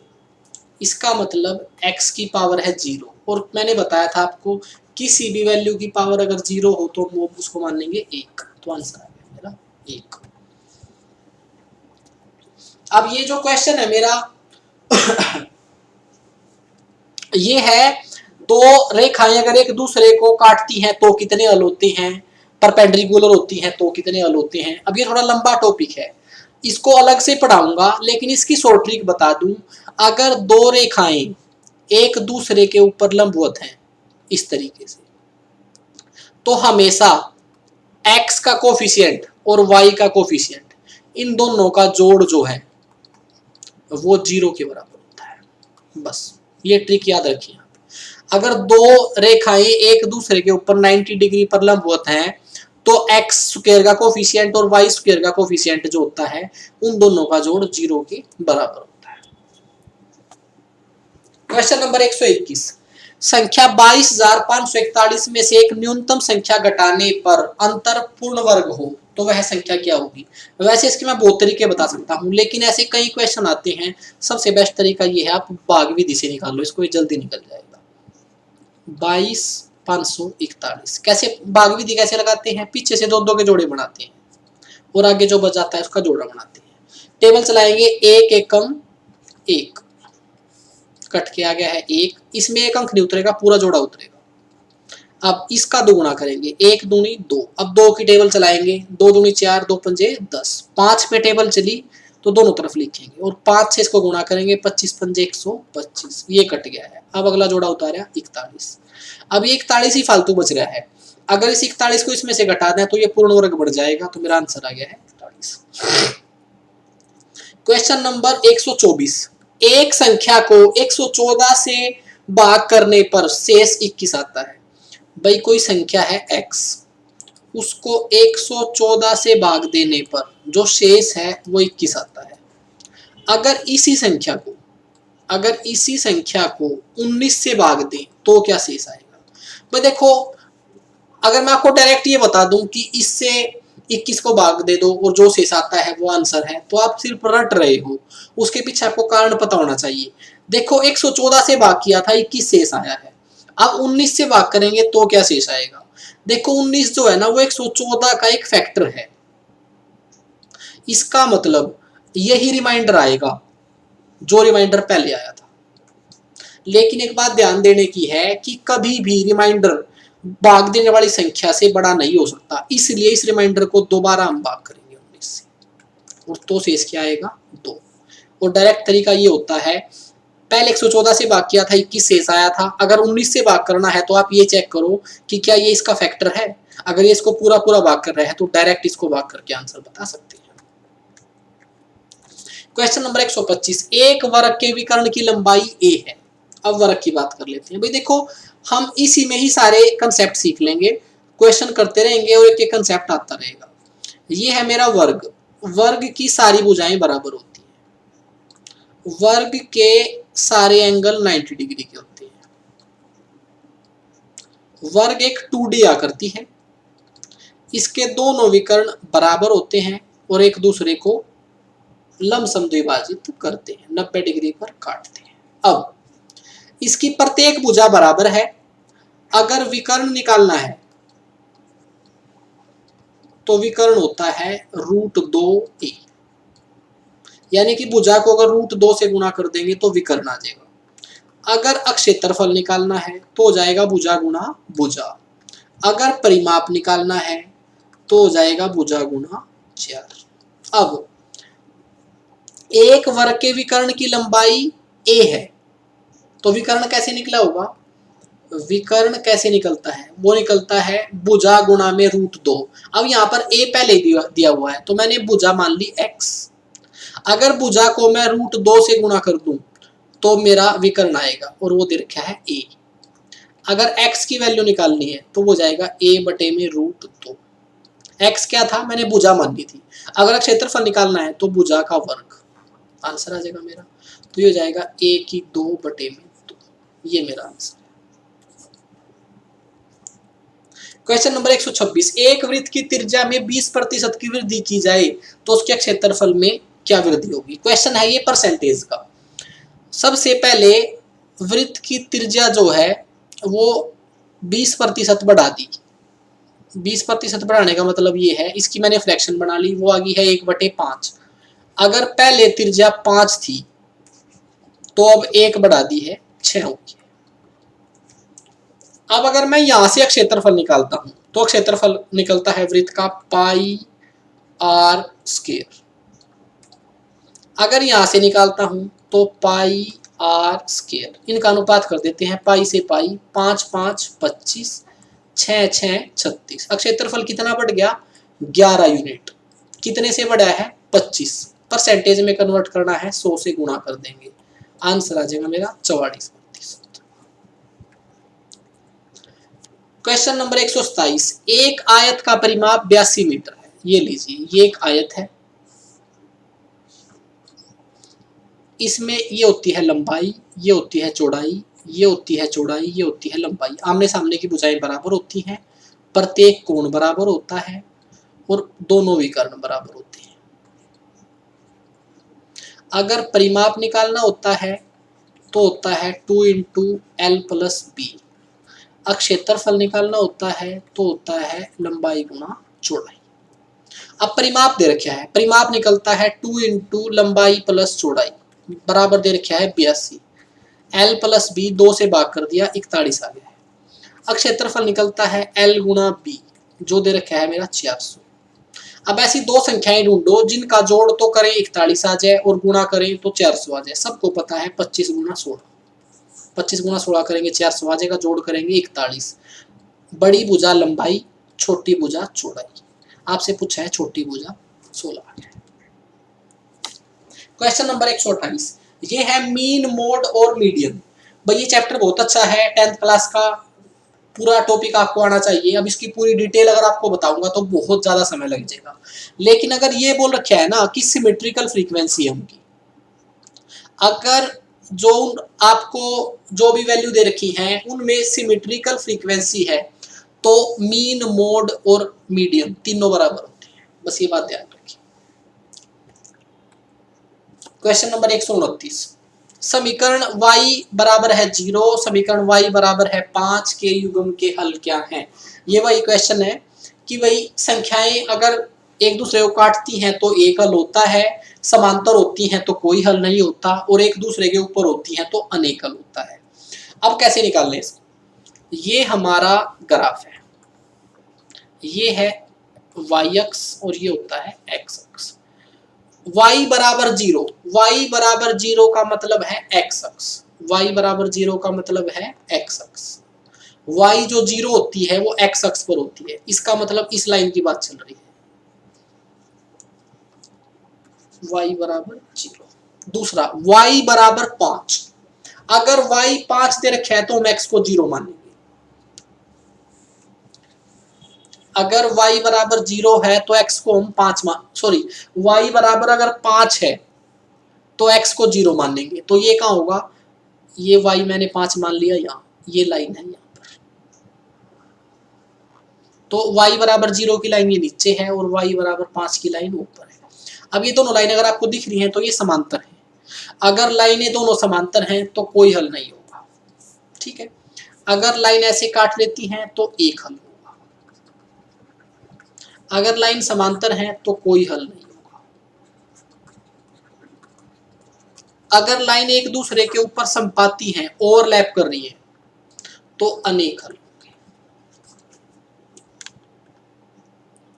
क्वेश्चन नंबर 132, दो संख्याएं एक तीसरी संख्या से क्रमशः 30% और 40% कम है, द्वितीय प्रथम संख्या के कितने प्रतिशत है। भाई दोनों संख्याओं का जो कंपैरिजन है वो तीसरी संख्या से कर रखा है। 1 मिनट के लिए मैंने मान लिया तीसरी संख्या 100 यूनिट है, दो संख्याएं हैं, तीसरी संख्या से, इस तीसरी संख्या से एक है 30% कम, कहने का मतलब 70 है, यह है पहली संख्या। एक है 40% कम, दूसरी है 60, यह है दूसरी संख्या। अब बोला गया है द्वितीय, दूसरी वाली संख्या पहली वाली संख्या का कितना प्रतिशत है, दूसरी वाली संख्या पहली वाली संख्या का कितना प्रतिशत है। अगर इसको आप काटोगे तो ये हो जाएगा मेरा 85 से ही 5/7। क्वेश्चन नंबर 133, 15 मीटर लंबे एक कमरे की संपूर्ण फर्श को 15 सेंटीमीटर और 12 सेंटीमीटर की टाइलों से ढकने के लिए 7500 टाइलों की आवश्यकता है, तो कमरे की चौड़ाई क्या होगी। भाई देखो फर्श है नीचे आयताकार, इस पे टाइलें लगाई जा रही है ऐसे। अगर इस पूरे फर्श का क्षेत्रफल निकालना है तो हम कैसे निकाल लेंगे, एक टाइल का क्षेत्रफल गुणा में जितनी इसमें टाइल लगेगी। एक टाइल का क्षेत्रफल हो गया मेरा 15 गुणा 12 और कुल टाइलें लगी 7500, ये निकल गया मेरा फर्श का क्षेत्रफल। अब बराबर फर्श की लंबाई दे रखी है 15 मीटर, इसको सेंटीमीटर में बना दिया 1500 सेंटीमीटर। चौड़ाई मैंने निकालनी है, मैंने मान लिया b, ऐसे भी फर्श का एक क्षेत्रफल निकलेगा, फर्श की लंबाई गुणा में फर्श की चौड़ाई, दोनों आप क्षेत्रफल निकालने हैं तो दोनों बराबर होंगे। 0 से 0 कैंसिल, 15 5 75, 15 12 180, 180 गुणा 3 12 18 5 90, ये हो गया है 900। 900 बराबर b, लेकिन ये सेंटीमीटर में आया है, आंसर मीटर में दे रखा है, बटे में 9 मीटर आ गया।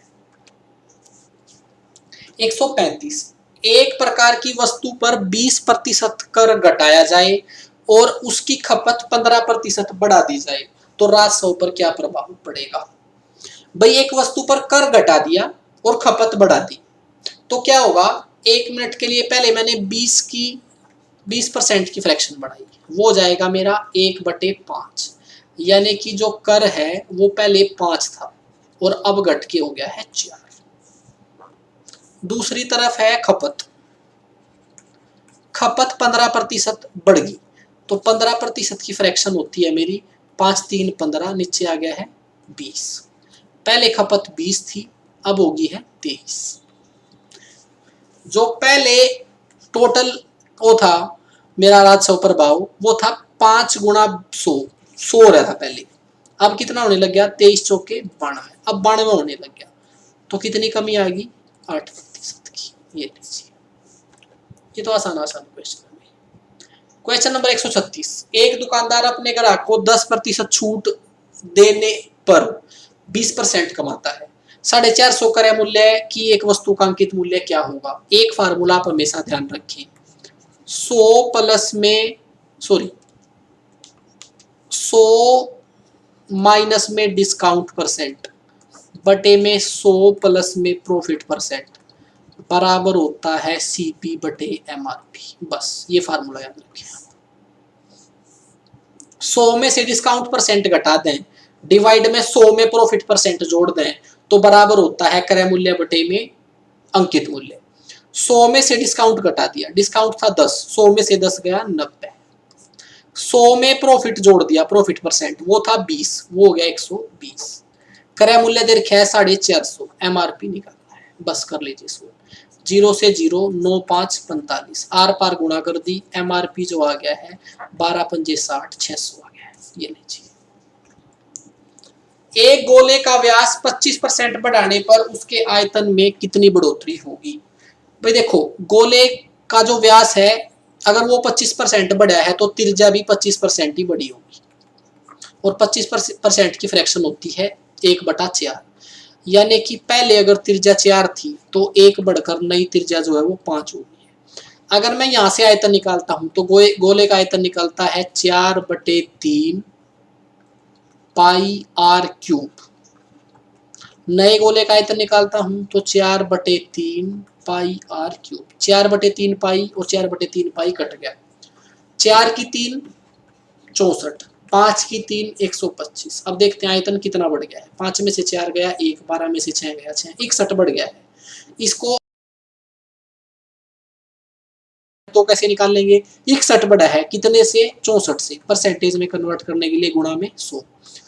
16 चौके 64, 4 से 25, 25 से कम 25, 25 छिका 150, 1255 भाग में 16, ये हो जाएगा मेरा 16 निम्मा 144। अच्छा ये सॉरी गलत कर दिया मैंने भाई, ये 1255 नहीं है, 25 से कम 25 2, 25 छिका 150 प्लस 2 152 होता है। ये हो जाएगा मेरा 1525। 16 से भाग कर दिया, 16 9 144, घट के आ गया है मेरा 12 में से 4 गए 8 85, 16 पंजे 80, 5 लगा दिया डेसिमल उतार ली 0, 16 3 48, 95.3।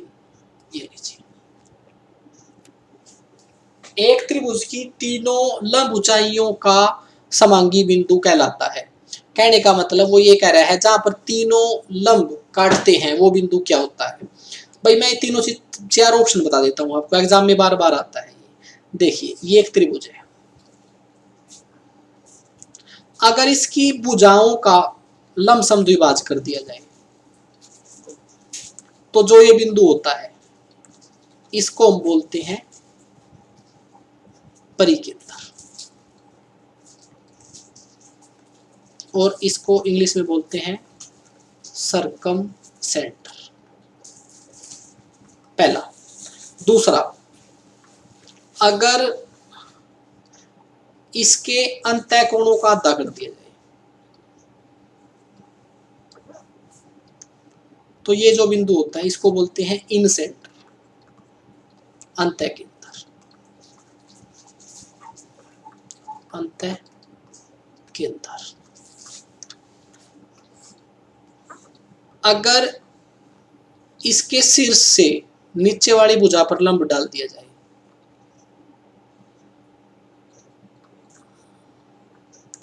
तो इसको बोलते हैं हम लंब, और जो बीच में काटता है इसको बोलते हैं ऑर्थो सेंटर, लंब केंद्र। यही आपका आंसर है। ठीक है। तीसरा, एक होता है केंद्रक। अब केंद्रक कैसे होता है? केंद्रक होता है अगर इस भुजा के आधे को मैं ऊपर मिला दूं, इस भुजा के आधे को अगर ऊपर मिला दूं, इस भुजा के आधे को अगर ऊपर मिला दें तो ये होता है माध्यिका, और ये बिंदु होता है केंद्रक। ये 4 बिंदु होते हैं जिसको हम केंद्रक को हम इंग्लिश में बोलते हैं सेंट्रोइड। ये लीजिए क्वेश्चन नंबर 141, यदि a plus B plus C equal to 0 तो इसका मान बताना है। ऐसे क्वेश्चन में आप अपनी तरफ से a b और c का मान बांध सकते हो अपनी तरफ से, बस नीचे 0 नहीं बढ़नी चाहिए। a को मैंने मान लिया 1, b को मैंने मान लिया 0, c को मैंने मान लिया -1, इनको जोड़ते हैं तो 0 आता है। अब रख दीजिए a की 4 1, b की 4 0, c की 4 1, ऊपर आ गया है 2। अब नीचे को सोल्व कीजिए, जहां पर b है b गुना होगा वो तो 0 ही हो जाएगा, तो खत्म हो गया। ये हो गया c की 2 1, a की 2 1, 1 एकम 1, नीचे आ गया है 1, तो 2/1 2। यदि एक समांतर चतुर्भुज में, मैंने बताया था आपको चतुर्भुज होती है मेरी 5 प्रकार की, 3 प्रकार की मैं डिस्कस कर चुका हूं, वर्ग, आयत और समचतुर्भुज। अब ये है समांतर चतुर्भुज। इसमें क्या होता है, इसमें आमने सामने के कोण बराबर होते हैं,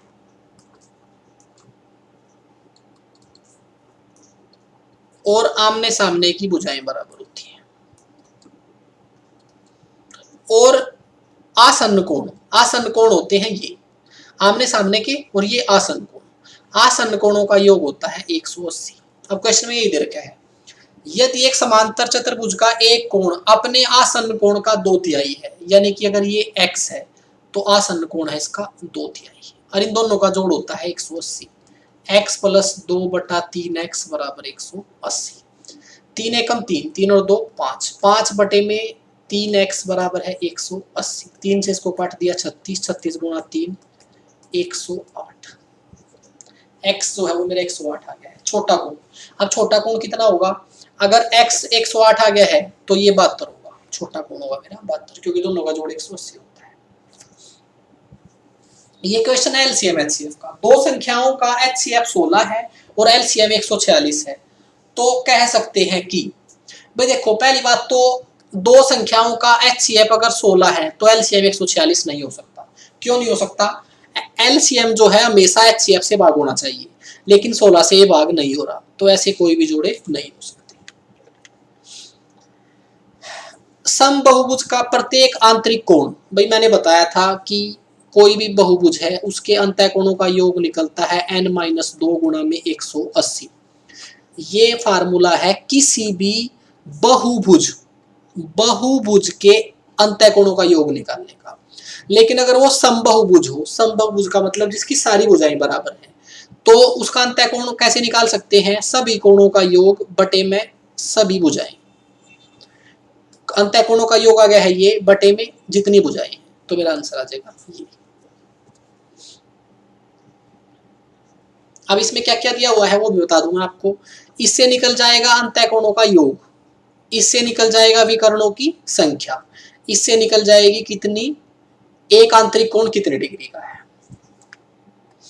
ये आ गया है वर्ग पे। वर्ग की मैं पूरी डिटेल बता चुका हूं। एक वर्ग का परिमाप जो है वो 4√2 है, और परिमाप कैसे निकलता है, भुजा गुणा में 4 बराबर है 24√2। 4 छिका 24। ए आ गया है मेरा 6√2। ए का मतलब भुजा, और विकर्ण कैसे निकलता है, भुजा गुणा √2। कहने का मतलब इसके साथ √2 गुणा करना है, तो 12 हो जाएगा। चलिए आगे, क्वेश्चन नंबर 148। निम्न में से इकाई के स्थान पर कौन सी संख्या होगी। भाई देखो, यहाँ पर 1 है, 1 को मैं कितनी बार गुणा करूं तो 1 ही रहेगा, यानी कि इसको सोल्व करने के बाद इकाई का अंक 1 ही आएगा। अब इसका इकाई का अंक है 3, तो 3 को अगर हम गुणा करेंगे 3 तिया 9, 3 9 3 27, 27 81। भाई इसकी साइक्लिसिटी जो होती है वो 4 होती है। अगर इसकी साइक्लिसिटी 4 होती है तो इसको हम 4 से भाग करके देखेंगे और देखेंगे शेष क्या आएगा। अगर हम इसको 4 से भाग करते हैं तो शेष आएगा 3। इसका मतलब इकाई का अंक होगा 3 की पावर 3, यानी कि 4 से भाग करने के बाद जो शेष आया वो इसकी पावर होगी। 3 तिया 9 तिया 27, तो इसका इकाई का अंक होगा 7। अब इसको देखते हैं, 7 की भी जो साइक्लिसिटी होती है वो 4 होती है। इसको हम 4 से भाग करेंगे तो शेष आएगा 2, तो 7 की पावर 2, 7 सते 49। यहाँ पर शेष आ, यहाँ पर जो इकाई का अंक है वो आ गया 9। 9 की भी साइक्लिसिटी 4 होती है। अब इसको 4 से भाग करेंगे तो यहाँ पर शेष आएगा 3, 9 की पावर 3 होता है 9। बस अब इनको गुणा कर लीजिए, 7 एकम 7, 7 निम 63, 63 का ले लिया 3, 3 को 9 के साथ गुणा किया, 9 तिये 27, इकाई का अंक आ गया 7। Question number 149। अब ये भी हमारा एक टाइम एंड वर्क का क्वेश्चन है, और ये हमारा आखिरी क्वेश्चन है। जो हमारा पहला क्वेश्चन था वो भी टाइम एंड वर्क का ही था। अब यहाँ पर भी जो क्वेश्चन जो पीपल काम कर रहे हैं वो ग्रुप ऑफ पीपल हैं, और उसके लिए फार्मूला होता है हमारा MDH का। कुछ पुरुष किसी कार्य को 60 दिन में करते हैं, तो वो कुछ पुरुष मैंने मान लिए X पुरुष मिलकर किसी काम को 60 दिन में करते हैं। ये कुल काम भी निकल के आ गया है। यदि 8 पुरुष कम हो, यानी कि X में से अगर हम 8 कम कर दें तो 10 दिन अधिक लगते हैं। पहले 60 लगते थे, तो अब कितने लगेंगे 70। 0 से 0, 6 एकम 6x, 7 एकम 7x, 7 8 56। ये 56 इधर आया प्लस का हो गया, ये 6 इधर गया माइनस का हो गया। पहले जो पुरुष थे वो 56 थे। TGT का जो हमारा मैथ का एक क्वेश्चन पेपर था मैंने पूरा सोल्व कराया है, और उसमें बहुत सारी चीजें आपको सिखा दी हैं। अगर आपको वीडियो अच्छी लगी है तो वीडियो को लाइक जरूर करें और कमेंट जरूर करें, ताकि मुझे पता चले कि कौन कौन मुझसे पढ़ रहा है, ताकि मुझे भी आगे मोटिवेशन मिले, और मैं बाकी जो भी आपके प्रीवियस ईयर के पेपर हैं TGT के, PRT के, वो सारे आपको कराऊं। थैंक यू दोस्तों।